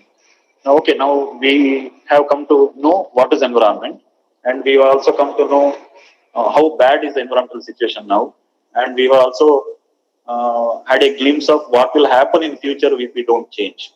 So after knowing all this, now it's time to know what we can do in a small little way to at least halt this damage. We cannot revert, we cannot bring the environment completely to its original state, its pristine state, but at least we can slow down the damage. At least we can say that things will not go so bad in future. At least we can slow down the damage of environment. What we have to do? My junior friends, let me tell you, by small little actions, we can contribute at least to the environmental betterment. So I'll just give you a list of activities in which you will be contributing to the environment. You will be a better person. You will be a better person with the environmental concern. So what are those small little things? The first thing is we have to think of our consumer habit. Consumerism is the worst thing for environment. When I say consumerism, see, we have a habit of this is a shopping culture. We go for shopping and we buy things irrespective of the fact whether we need it or we don't require it, just for the sake of others. Just because your friend has something, you want to have it. Just because your neighbors has something, you want to have it. We don't really think whether we really need it or not. So we go on buying things and we go on throwing unwanted materials into the atmosphere. So this leads to waste generation, and waste generation is going to be the biggest problem of future. And when we buy certain things, see, you just think one point in mind. See, I'll give you just an example of a bottled water. See, carrying a or buying a liter of bottled water is a fashion now. We never carry water anywhere. Wherever we go, we buy a bottle of water, we drink that water, and we throw the bottle outside. Okay? Or think of the pens. Now, usually we think of use and throw pens, or use and throw cups, use and throw plates. Now, this is the fashion of the day. But this use and throw culture and the consumer culture, this is the very, very dangerous thing to the environment. See, when I say a bottle of water, we are paying only 20 rupees to that bottle of water, maybe a little more or less. But the real cost of that water, environmental cost, we say it is ecological cost, is much more than 20 rupees. Now, this involves the cost involved in the production of that bottle. It's a transportation, it is made from some chemical, and it is made in some industry. So that industry has produced some pollution during making of this bottle. And think of the water. See, this water has been pumped from the earth, maybe some borewell or some river. So again, energy spent in pumping the water. Then in the bottling process, again produces pollution. Then this bottled water from the factory, it is transported to different, say, distributors or shops. During transportation of the bottle, there is again pollution, and we purchase it, we drink it, and we throw the bottle into atmosphere. And this bottle will take another, say, hundreds of years to, say, degenerate. So it will remain in soil as a waste. Or the municipality has to spend a lot of money on cleaning this waste. So now think of all this expenditure, starting from the making of the bottle to the management of the thrown bottle. So what is the cost involved? So that is much more than what the meager 20 rupees we are paying. So the actual cost and the environmental cost is much more different. So this is the case with everything what we use and throw. Maybe you are buying a use and throw pen for 5 rupees. So you just use it and you throw it. But think what happens to that, and all these are synthetic materials, bottles, cups, pens, and everything, synthetic materials. And they do not easily decay in atmosphere. They will be remaining there as garbage. And this is the biggest environmental problem, waste management. And if I have to say it in a very simple way, in your social sciences, you might have studied. We started from, say, Stone Age, then we passed into Metal Age, then Steel Age, now the Digital Age, and maybe in after 100 years, we are moving into garbage. So the entire earth will be filled with garbage. So that age itself will be called as garbage. So we are going to garbage unless we stop reducing waste generation, consuming unwanted amount of resources. So stop consuming unwanted things. That's the first thing we have to do. If we use a usable pen, a reusable pen, so that is the biggest contribution. Don't waste paper. Don't waste electricity. See, we use a lot of electrical gadgets. Think of using the gadgets whenever it is wanted. Don't unnecessarily keep your laptops or computer or mobile gadgets consuming energy. So whenever you want it, let it. Otherwise, you switch it off. So these are small little ways. And then the reusing materials. So whenever you purchase something, think of what kind of material is that. If it's a reused material, say we think of plastic bags, single-use plastic bags. It's the biggest menace. So please say no to single-use plastic bags. So whenever you have to buy something, maybe in a shop or in a mall, see what kind of material is that bag is. So think of recycled or reusable paper bags or something, or a plastic bag which can be reused, not a single use. So never use single use materials, just using once and throwing. So use and throw culture is the worst enemy to our environment. So please say no to use and throw culture. So whenever you have to use some material, think of a material which can be reused or recycled. So this is applicable to anything. Instead of buying a bottle of water everywhere, you can at least carry a bottle of water, say a bottle which can be used many times. So at least by that you are contributing to the environment. Then think of your mode of transportation. See, don't unnecessarily use vehicles. See, if there is a walkable distance, think of public transportation or mass transportation. See, everybody bringing a four-wheeler into the college or people moving in a mass transport conveyance. So that makes a lot of difference. Pollution, vehicular pollution is one of the biggest enemy. So think of eco-friendly methods of transport, or say you are maybe in future if you're going into metro cities, think of metros. Metros are the most eco-friendly methods of transportation. Wherever possible, try to use public transport system, trains or metros. So by that, you are cutting down drastically on the use of vehicles and you are cutting down drastically on the vehicular pollution.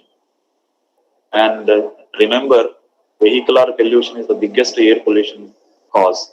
And if the number of vehicles, the use of vehicles increases in the same speed, maybe another 20, 25 years, every city in India will become a deadly city. Now we have only Delhi and Mumbai where the air pollution is beyond tolerable limits. But same thing will happen into small cities like Bangalore and say Trivandrum, unless we think seriously on the use of vehicles. So we have to use vehicles. I don't say we should not use, but think if there is a better mode of transport, better eco-friendly mode of transport, please switch on to that. Instead of four people taking four different vehicles to a place, all the four can travel in one vehicle.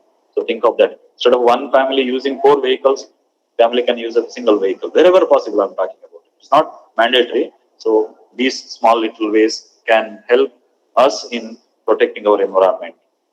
And then see, whenever you buy something, think of local products. That is very important. See, when I say local products, see, many things are made locally. See, local products means you are supporting the local people, their livelihood, you are contributing to their life. And second thing is local products, they are minimum polluting products. So a thing made in, say, somewhere in Delhi or China, to reach your place, it has to travel all the way by producing a lot of air pollution, industrial pollution, things like that. But if the product is made in your own place, the pollution it makes is very less. So always give preference to local items, say local vegetables, local food or local clothing, whatever it may be, provided if there is a local alternative, the choice is available. I don't say you get everything made locally. Whenever you have a local alternative, please think of buying that instead of something which has come from outside. So that is another way by which you can contribute to environment. And energy efficiency, this is another important thing. As I said, try to use little energy as possible. Don't waste electricity. Be resource friendly. Don't waste water. As I said, now we feel water is plenty. Nothing will happen. Water is limitless. But a day will come where we may have to cry for each cup of water, each drop of water. So use water and other natural resources very carefully. So have concern for these natural resources. So I think I have taken much of my time. Finally, I would like to say, see, we think we are the masters, but we are not the masters of this earth. We will be safe on this earth if we understand that we are like any other organisms, we are like any other creatures. So if we live on this earth with that awareness, and if we, by small little things, if we change our lifestyle, then we will be fit to live on this earth, or else we will not be fit to live on this earth, or this earth will not allow us to live on this place. And COVID is the best example for that. Now, with these words, I thank the organizers for giving me an opportunity to speak to youths like you. And I think I have made my task, completed my task successfully. If at all you have understood that environment is important and environment needs your support, then I think the 1 hour lecture what I have given is at least useful to some extent. So with this hope for the future, with the trust on you, I stop my presentation. So I wish you all the best, and I expect all of you to become a little environmentally sensitive, little environmentally concerned in your days to come. So thanks to one and all. Thanks to NFI University for this opportunity. Thank you. In spite of the busy schedule, sir has spent here 1 hour and given the complete awareness about the environment related.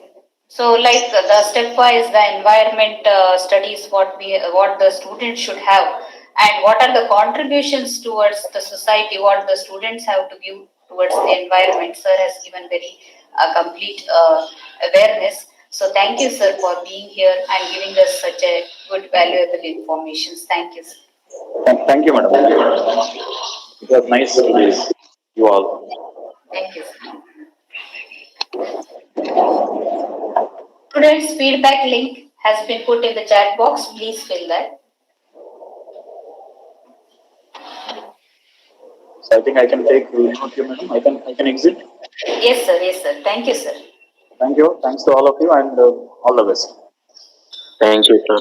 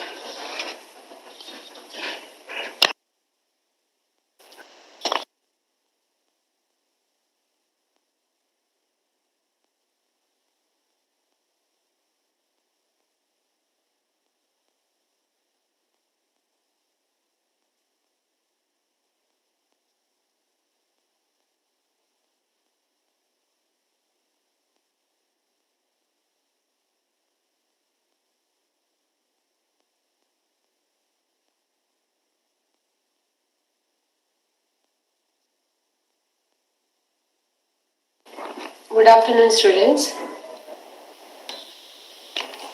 Good afternoon, students.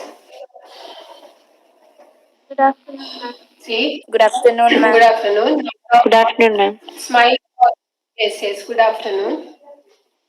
Okay, myself, Latika Nulal, Assistant Professor from Yiascm, Commerce Department. So, I take talk on Smile for Healthy Mind. Okay. Am I audible, students? Yes, ma'am. Okay. Now, this is a topic for Smile, right? Okay. Now, just tell me what you can tell about the Smile. Anyone can tell me? Yes, anyone can tell me about smile? It's a very simple, right? The gesture we do every day. Is it? Resembling happiness. Yes? Okay, let's move. Now,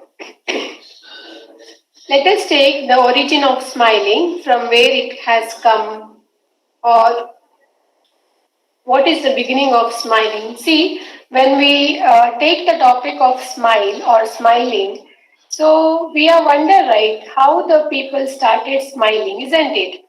So, how it came first smiling, the word or the gesture? See, the original, we have to go back 30 million years back, we have to go. So, when 30 million years back, we can see only the monkeys or the ancestors, direct ancestors. So, according to the study, the humans and infants are dozing. Dozing means they are gesturing themselves. So sometimes show facial movements which resembles the smiles. So it is between our old ancestors, direct ancestors we can tell. So whatever gestures they do in the facial movements, by facial movement, that resembles the smile. So this is the existence of the smiles. Next comes the what is smile. Okay, so see, when you are smiling or you take the word smile, your face will be brightened, isn't it? Your face will be, it shows in your face, the expression which shows in your face. So it is the expression that brightens your eyes. See, whenever you smile, it reflects in your eyes. Okay, so it is brighten your eyes, and the corners of mouth curve slightly upward. See, I have shown the picture how the baby is smiling. So see the eyes of the baby, it is now brightened, isn't it? So mouth, it curves slightly upward. That means it is a smile. So when you smile, it gives a pleasure to the other person. So that is called as a smile. Let us go. What is the benefit of smiling? So now tell me what you will get out of smiling. Yes, students. This is the what points I have given. But when you smile no for the other person, that is a gesture you are showing to the someone else, right? Is it? Students, is it? Yes, Okay. Now when you smile no, how it will be, you get reaction from others. Yes, tell me. When you smile to other person, what is the reactions you will get? Yes. Any students can tell me what the reactions you get from other person when you smile. Ma'am, smile itself. They will also smile back to us. They will also smile back to you then. So you feel happy, right, when they smile back to you, is it? Yes, ma'am. Okay, you feel happy. If they don't smile at you, then Maybe a bit sad, but uh, it's okay. It's you fine. will feel sad, okay, or you will feel something which you are not expected, isn't it? So, See, when you are smiling, there will be have some health benefits. What is that health benefits?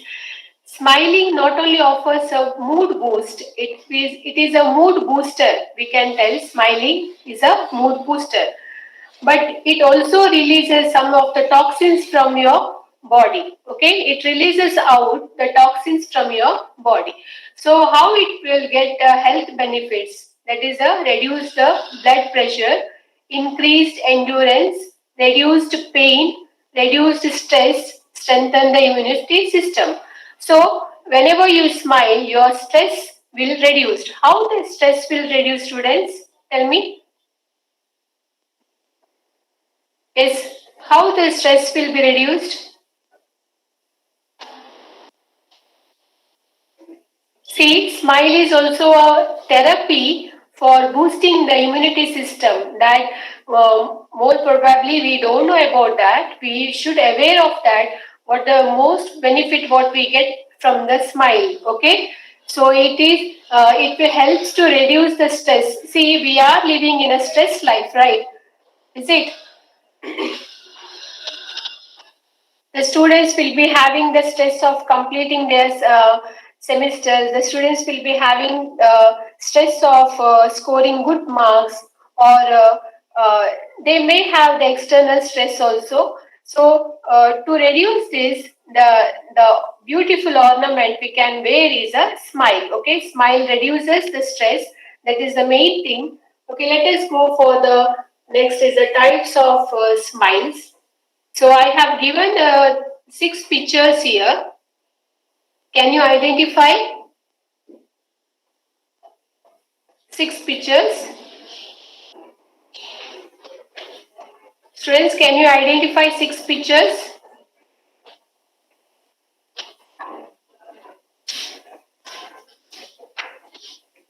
Yes, students, can you identify 6 pictures? Yes, ma'am. Yes. So the first one is a polite smile here. Polite smile means when you meet a person for the first time, when he smile at you and you want to smile back. So, or the strangers when they smile, so or you smile first, you will give the polite smile.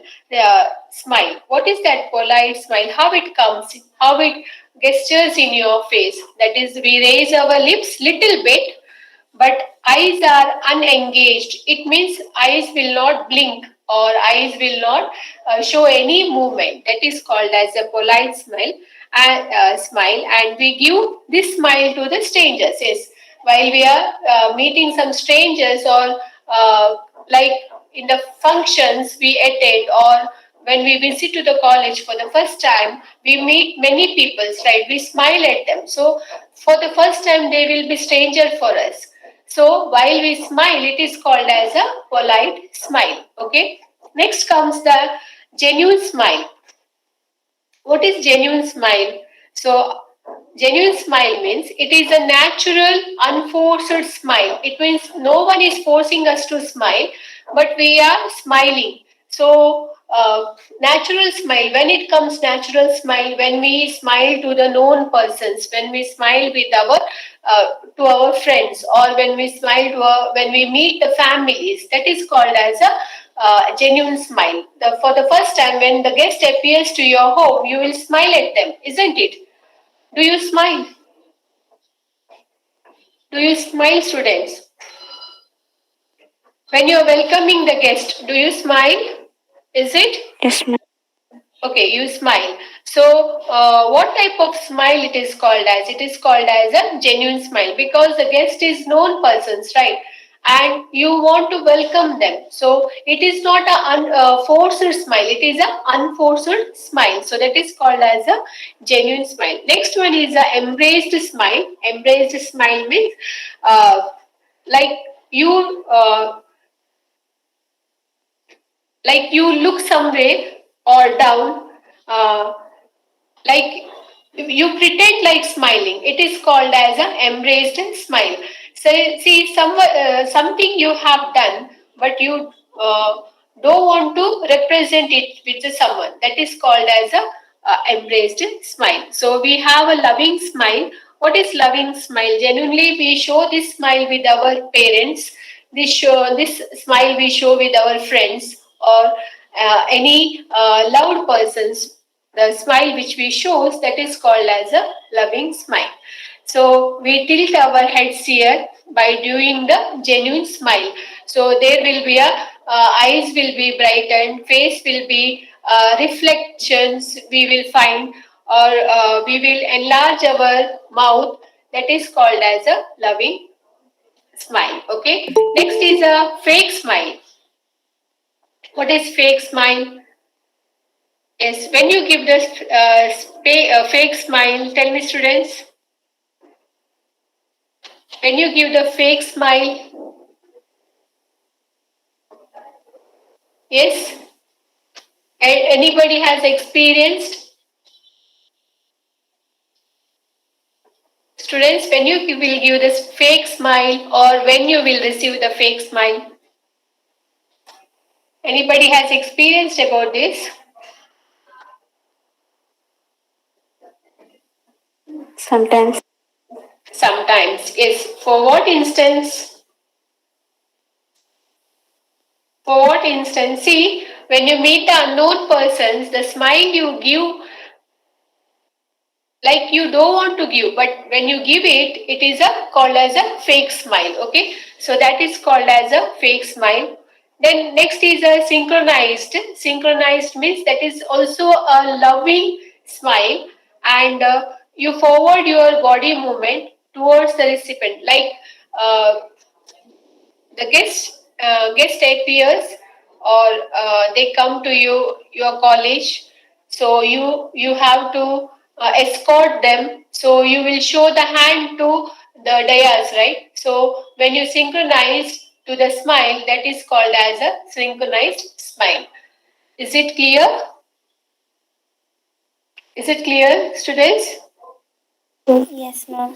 Yes, so what the simple types I have told you now. So first one is a polite smile, next is a embraced smile, genuine smile, next is a fake smile, loving smile, and the synchronized smile.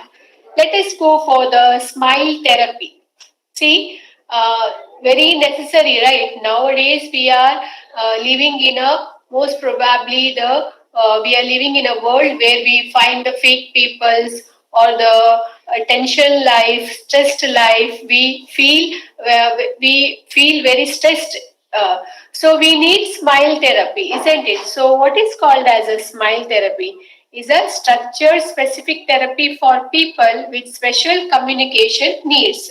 So, special communication needs means, like if you see someone is very depressed, okay, the people who are in depression, they don't know to smile, okay, so they need the smile therapy. So that is a special communication. If you give to them, it is called as a smile therapy. Now, science also shows that smiling can lift your mood. Okay, so whenever you see the people or whenever you smile to the people, your mood is also boosted. Okay, even the immunity system also boosted. Next, according to the it also focuses live face-to-face interaction, isn't it, between the people? Like if you smile to other person, it is an interaction between two people, correct? Is it? Is it? It is interaction between two people, right? So it is a gesture between the Yes, two ma'am. people. Yes. Yes, ma'am. Yes. So it is needed every day, correct? Every time, every day it is needed. In any situation, you need that. So the smile therapy will help you in that. Okay. Next is according to the Dr. Isha Gupta, what she told. She is a neurologist from IGA Brain and Spine Department. She explains about the smile. So she explains is that a smile spurs a chemical reaction in the brain, releasing certain hormones, including dopamine and serotonin. So dopamine and serotonin. So it is a what? It is the promote encourages sometimes chemical reactions in the brain. Okay, so smile, when you smile, no, encourages some chemical reactions to the brain. So whenever it encourages some chemical reactions to the brain, no, it releases some hormones. So what type of hormones? Hormones is a dopamine and serotonin. So what is the dopamine? Dopamine is a compound present in the body. So one compound which is present in the body is called as a dopamine. Next is a serotonin. So serotonin is that is the compound present in the blood platelets and serum. Okay, so serum. So this is also very important for us. Now, why I have told about the dopamine and the serotonin.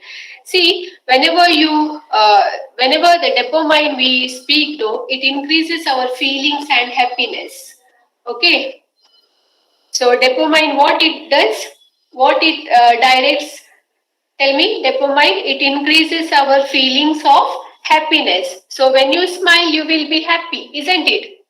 Correct? Is it, students? When you smile, you are feeling happiness. So this happiness directly comes from the brain. It directs from the brain. Okay. Now serotonin, what it does, it releases the associated with the reduced stress. Means it reduces the stress level of the human. So whenever the low levels of serotonin is associated, it goes to the depression and the aggression. So we are not supposed to go to the level of depression, isn't it? So to maintain this, we should have a balanced maintain in the dopamine and the serotonin. Understood, students? Understood? Yes, ma'am.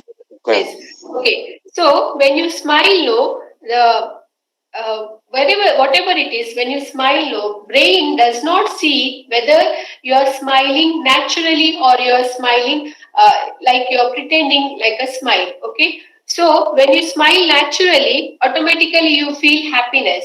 But never the brain sees this. It won't analyze whether the person is smiling naturally or he is a or she is a pretending.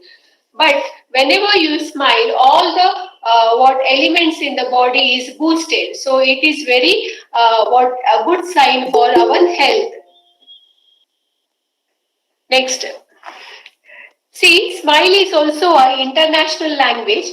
Wherever we go, we can speak through smile, isn't it? Is it the first what language you show to other person is your smile? Correct.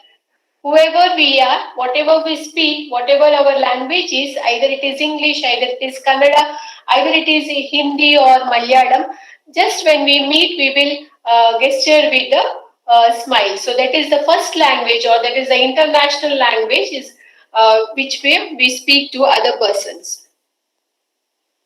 See, now here some mudras for the smile therapy. So mudras means it is a echo pressure. Okay, echo pressure we call it as a. So here I have shown you 5 fingers. One is a thumb finger, one is the index finger, one is the middle finger, one is the ring finger, and the little finger. So here, what is this directs? I hope you all know about the echo pressure. Is it?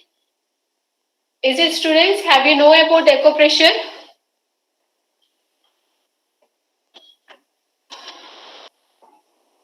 Nowadays, it is very famous, no? Boosting the immunity system or reducing the what gastric problems or the stress problem. Echo pressure point or echo pressure treatment is very good. It is now in the leading. Yes. Anyone know about this?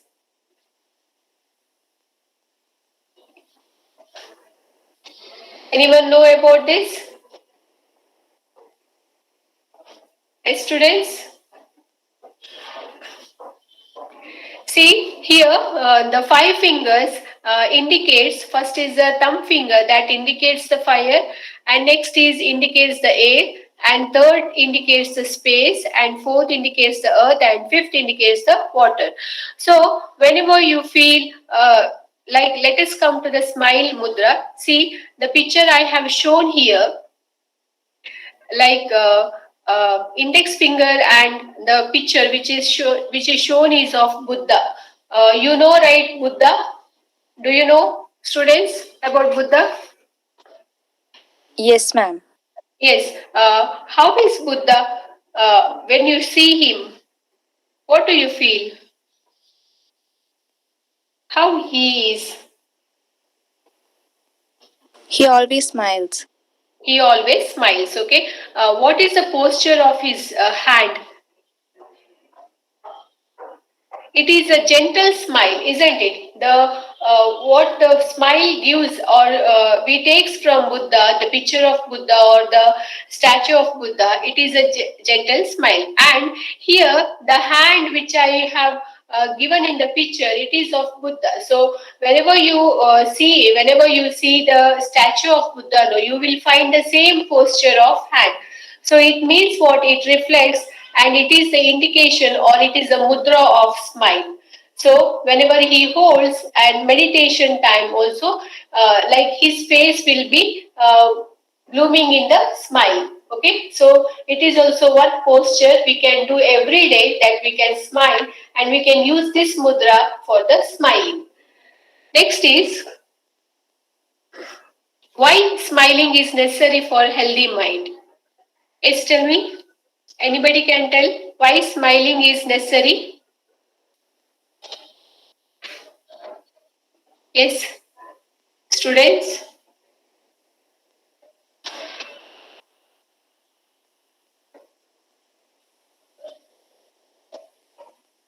Yes, students, let us interact with each other. Why smiling is necessary? See, when you smile, yes, tell me. Yes, tell me. Smile makes us happier.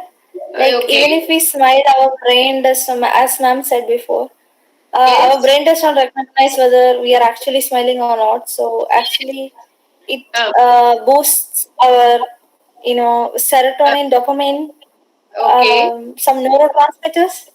Okay. So it reduces depression or other stress, Okay. related Yes. things.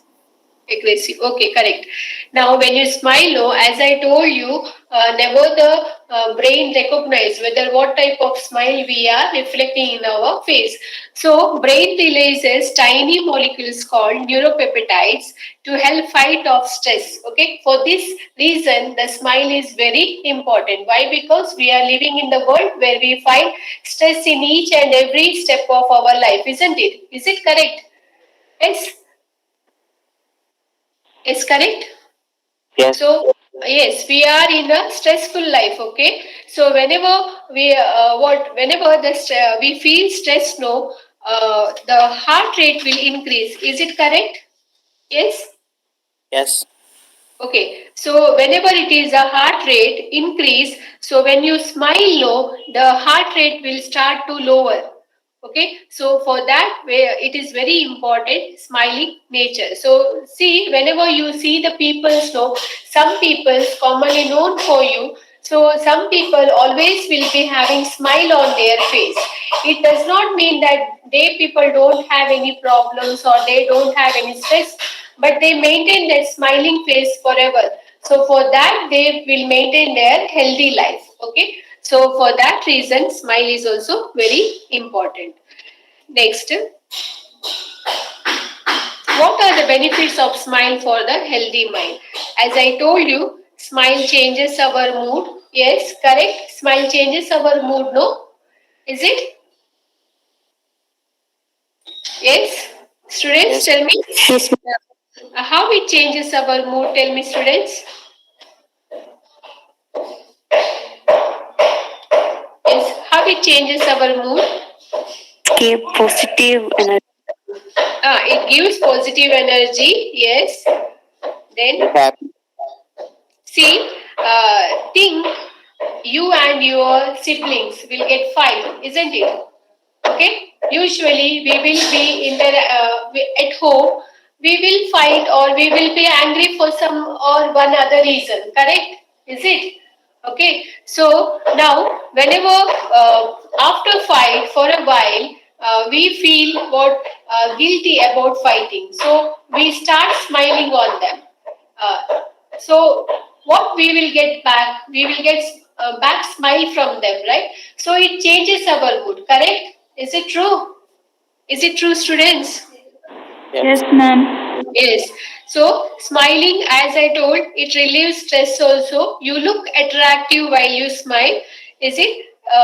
We tell no, your smile is very beautiful. You smile pretty. Is it? So next is it lowers your blood pressure. Yeah. So whenever you smile, no, you see successful. Successful people are always smiling. Remember that whenever you go Google the people those who are in successful in there, they have a beautiful ornament in on their face that is called as a smile. So it keeps positive always. Smile helps us to stay positive. Next, smile. Whenever you smile, no, always when you smile, you will look younger. Okay, smile increases our beauty and decreases our age sense. So that is very important for the healthy mind. Next, let us come to the smiley. So we see now we are using WhatsApp, Facebook, everything, right? Is it? Is it, students? You're chatting, right, with your friends? Is it? With your families? Yes? Yes, ma'am. Yes, Okay. ma'am. While chatting, Yes, you ma'am. will use different types of smiley, right? Yes, ma'am. Okay, smiley, from where it comes, have you gone through that? Have you done any research about that? See, who and when is smiley invented? So, who invented this? Let us see. The classic smiley dates back in 1963, and it is invented by graphic designer Harvey Ball. Okay, it is done by Harvey Ball for the first time.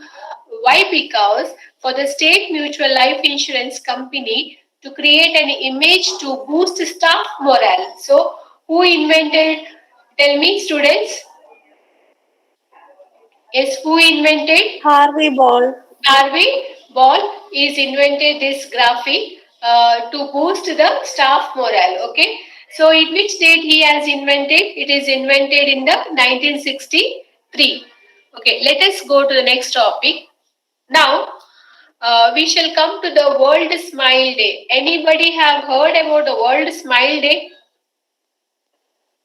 You have heard International Yoga Day, International Father's Day, Mother's Day. Have you heard about World Smile Day? Yes, ma'am. Yes, yes, October, yes. October 1st. October? Yes, October. October. Ah. In the month of October, we are celebrating the World Smile Day. Okay, so why, how it exists, how it started, World Smile Day? Let us see. So, World Smile Day is celebrated first in 1999. Okay, so on whose memory it is started? It is the memory of Harvey Ball. It is started. Why? Because he had started the smiley, right? Is it? I have told you before. He had started the smiley. So on his memory, for to devote him, the Smile World Smile Day has been recognized. On it started on 1999, and after he died in 2001, there is a Harvey Ball World Smile Foundation. It is built to honor him and honor his name and his memory. Okay, so in 2009 he has died. After that, the Smile Foundation, that is the Harvey Ball World Smile Foundation, has been built, and to dedicate whom it is, to honor whom it is. Yes, yes, tell me. To honor Harvey Ball. Harvey Ball, yes, Harvey Ball. To honor him, the Harvey, what we have celebrated, World Smile Day. So when it is celebrated, it is celebrated on the first Friday of the October. Okay, it is celebrated, not specified date will be mentioned there. First Friday of the, like we are celebrating the Friendship Day in the August month. Is it? Is it the first Sunday we are celebrating the Friendship Day, right? The same way, first Friday of the October is celebrated as the World Smile Days. Is it clear, students? Yes. Students? Yes. Okay. See, there's some smile emojis. Okay. Now let us come how to smile. Anybody can tell me how to smile? See, we exchange the smiles differently in different occasions. Do you agree for this? Students, do you agree for it? Yes, we smile differently in different situations. So what type of smiles we smile? Anybody can tell me? What types of smiles looks best for you? You will smile each and every day, no? For what reason you will smile? Yes, students? Depends on the situation. Difference on the situation. Okay, then. Ma'am, Okay. mostly polite or genuine. Okay. That is the type of smile I told. How to smile, I asked. Okay. How to smile. Now, when to smile, natural smile we are showing, right? When to smile naturally.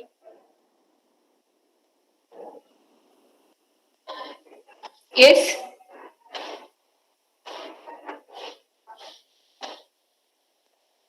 Yes, tell me, students, when to smile naturally.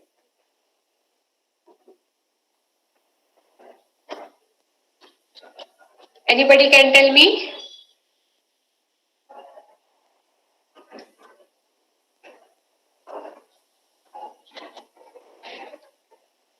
Yes, tell me. Anybody can tell me how do you smile naturally?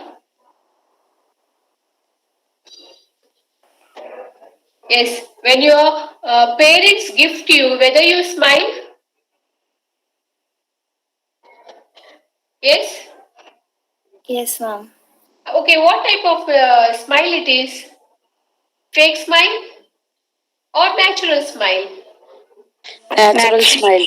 Yes, it is Natural a smile. natural smile. Why? Because you are happy that time, isn't it? When you are receiving the gift from your parents, you are very happy. So it is called as a natural smile. Okay. Next one smile. I'll tell you.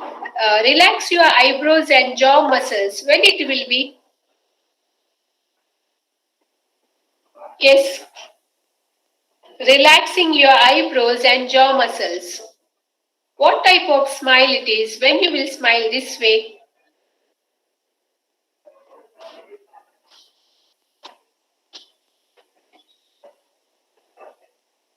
Relax your eyebrows and jaw muscles. When you will smile this way, students.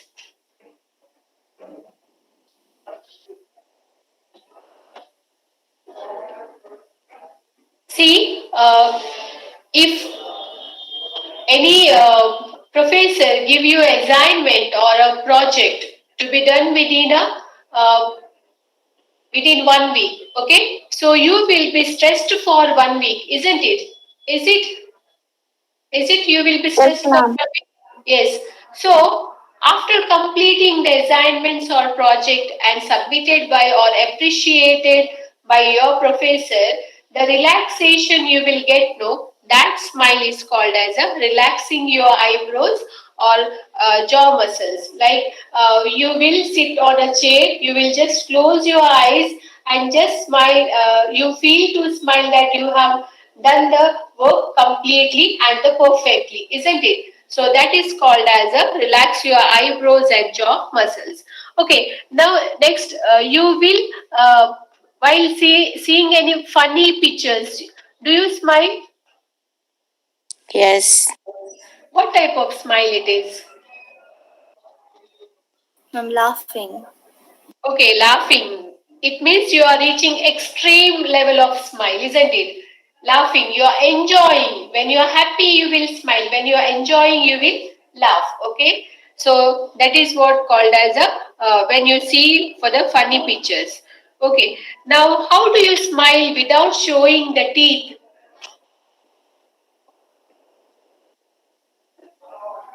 Yes. How do you smile without showing the teeth? Or when do you smile without showing the teeth?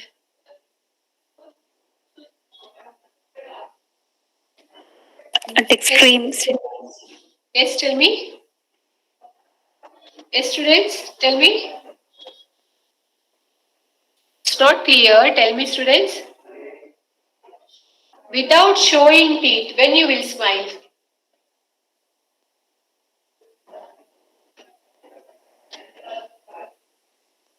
Yes.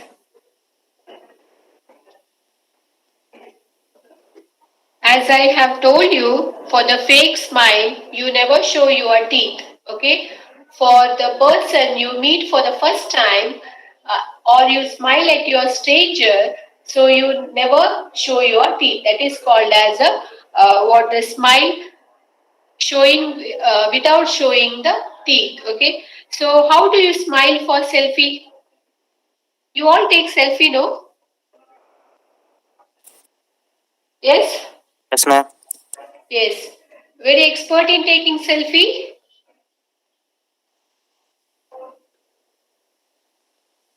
Yes, students. Tell me, anybody who is not taking selfie? Rifa, have you taken selfie? Yes, ma'am. Yes, Dia, have you taken selfie? Yes, ma'am. Yes. While taking selfie, how you will be? Smile and take. Smiling. Okay. What types of smile it is? How you will smile?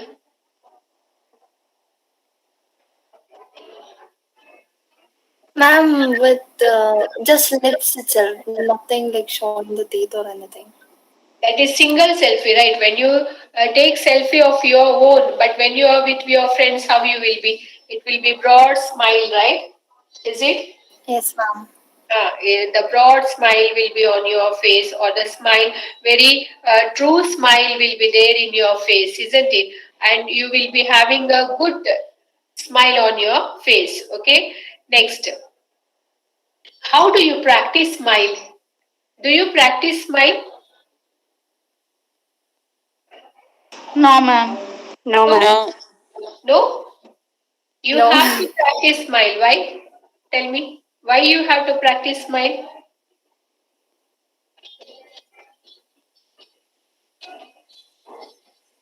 Ma'am, most of the time it comes naturally. So, It is naturally, but sometimes you may not feel to smile. Okay, in some situations. See, some situation. One situation I will give. Where if you go to attend the interview, whether you will smile there, keep on smiling. Is it?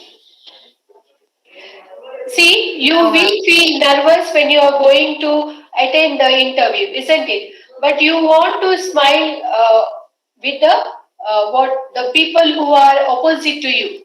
Okay, so you will practice to smile at your home while you are going to interview. You will practice. No, you will practice everything: how to speak, how to walk, how to what talk with them, how to share your opinion with them regarding your academics or regarding your work routines and all. So even you have to practice how to smile. See, whenever we smile, no, the people should feel happy. So even some people make practice of smiling when they are attending the interviews. Okay. Next one, how do you train yourself to smile more often?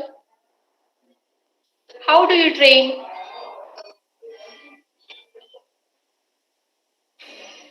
Students, how do you train yourself to smile?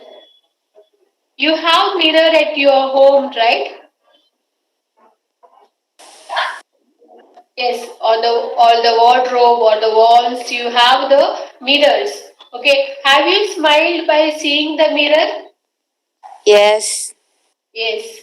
In what all situation you have smiled in front of the mirror? Ma'am. Share your experience. Yes. In what all situations you have smiled in front of the mirror? Proud about ours at that time. What?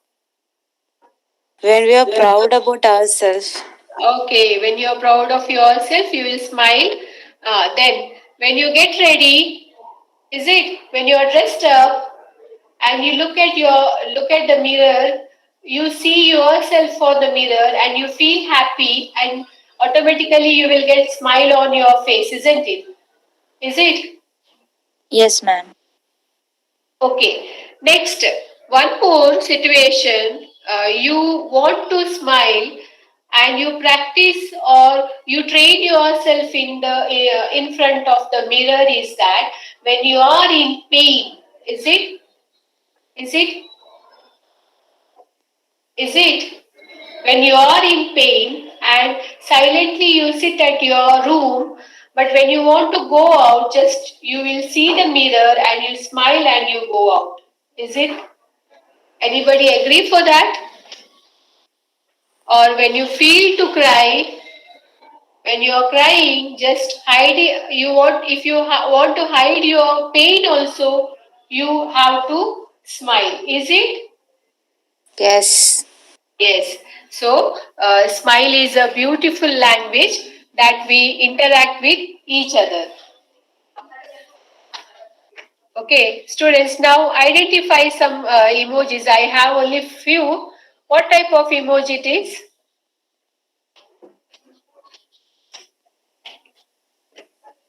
It is a smiley, right? What type of smiley it is? Yes? Anybody can tell me? Happy, yes. Next one. See the first one. See the first one. What type of it is? Love, yes. Next one. Joke. Joke. Okay. You are laughing seriously, isn't it? For a joke. Next one. Yes, next one. Embarrassed smiling. Next one. Next one is also happy smile. Okay, down first one. Down first one. What type of Just smile? smile. Just smile. Just smile means, see, it is a reverse. Face is reverse, right? So what it indicates? Maybe fake. Yes, it's a fake smile. Okay, next one.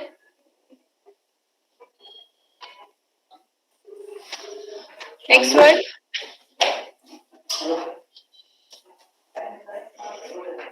Laughing. Laughing. Next one. Hungry. Yes, next one. It is also smiley. There is a smile. When you feel tension and you want to smile, that type of smile it is. Okay, last one.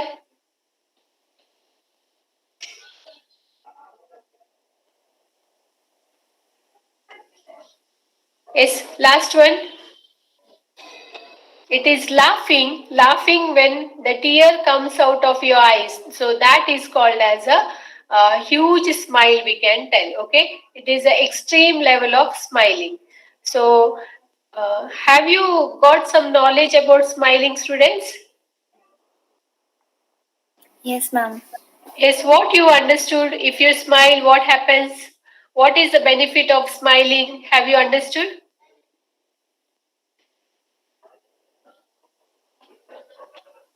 Yes?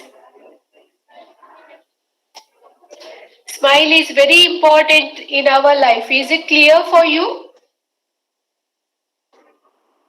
Is it, students? Yes, ma'am. Yes. Okay. Now, so have you got any knowledge about the smiling? Yes, students. Yes. Yes. Okay. So it's clear, right? So you have to keep smiling always in any situation. Okay. This is my opinion and also my advice for you. Okay. Thank you for listening, students. Do you have any questions?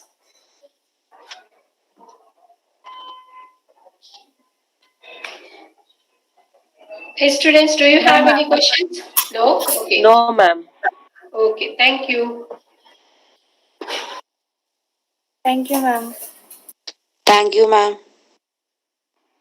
Thank you, ma'am.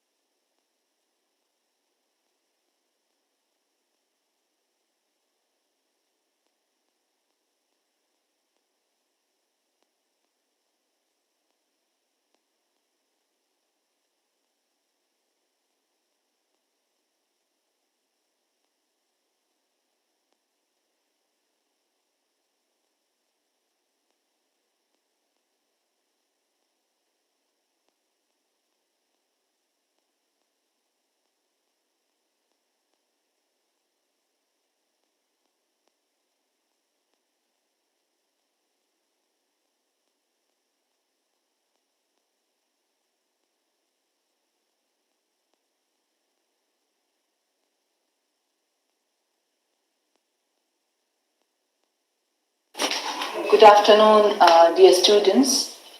Thank you so much for attending the morning session. And right now I can see most of the students are online and also viewing through YouTube. Today afternoon there will not be a session. You can join tomorrow morning. Now you can log out and you can write the report on the sessions, whatever you have attended, and please submit it to your mentors. There will be no session in the afternoon today. Thank you.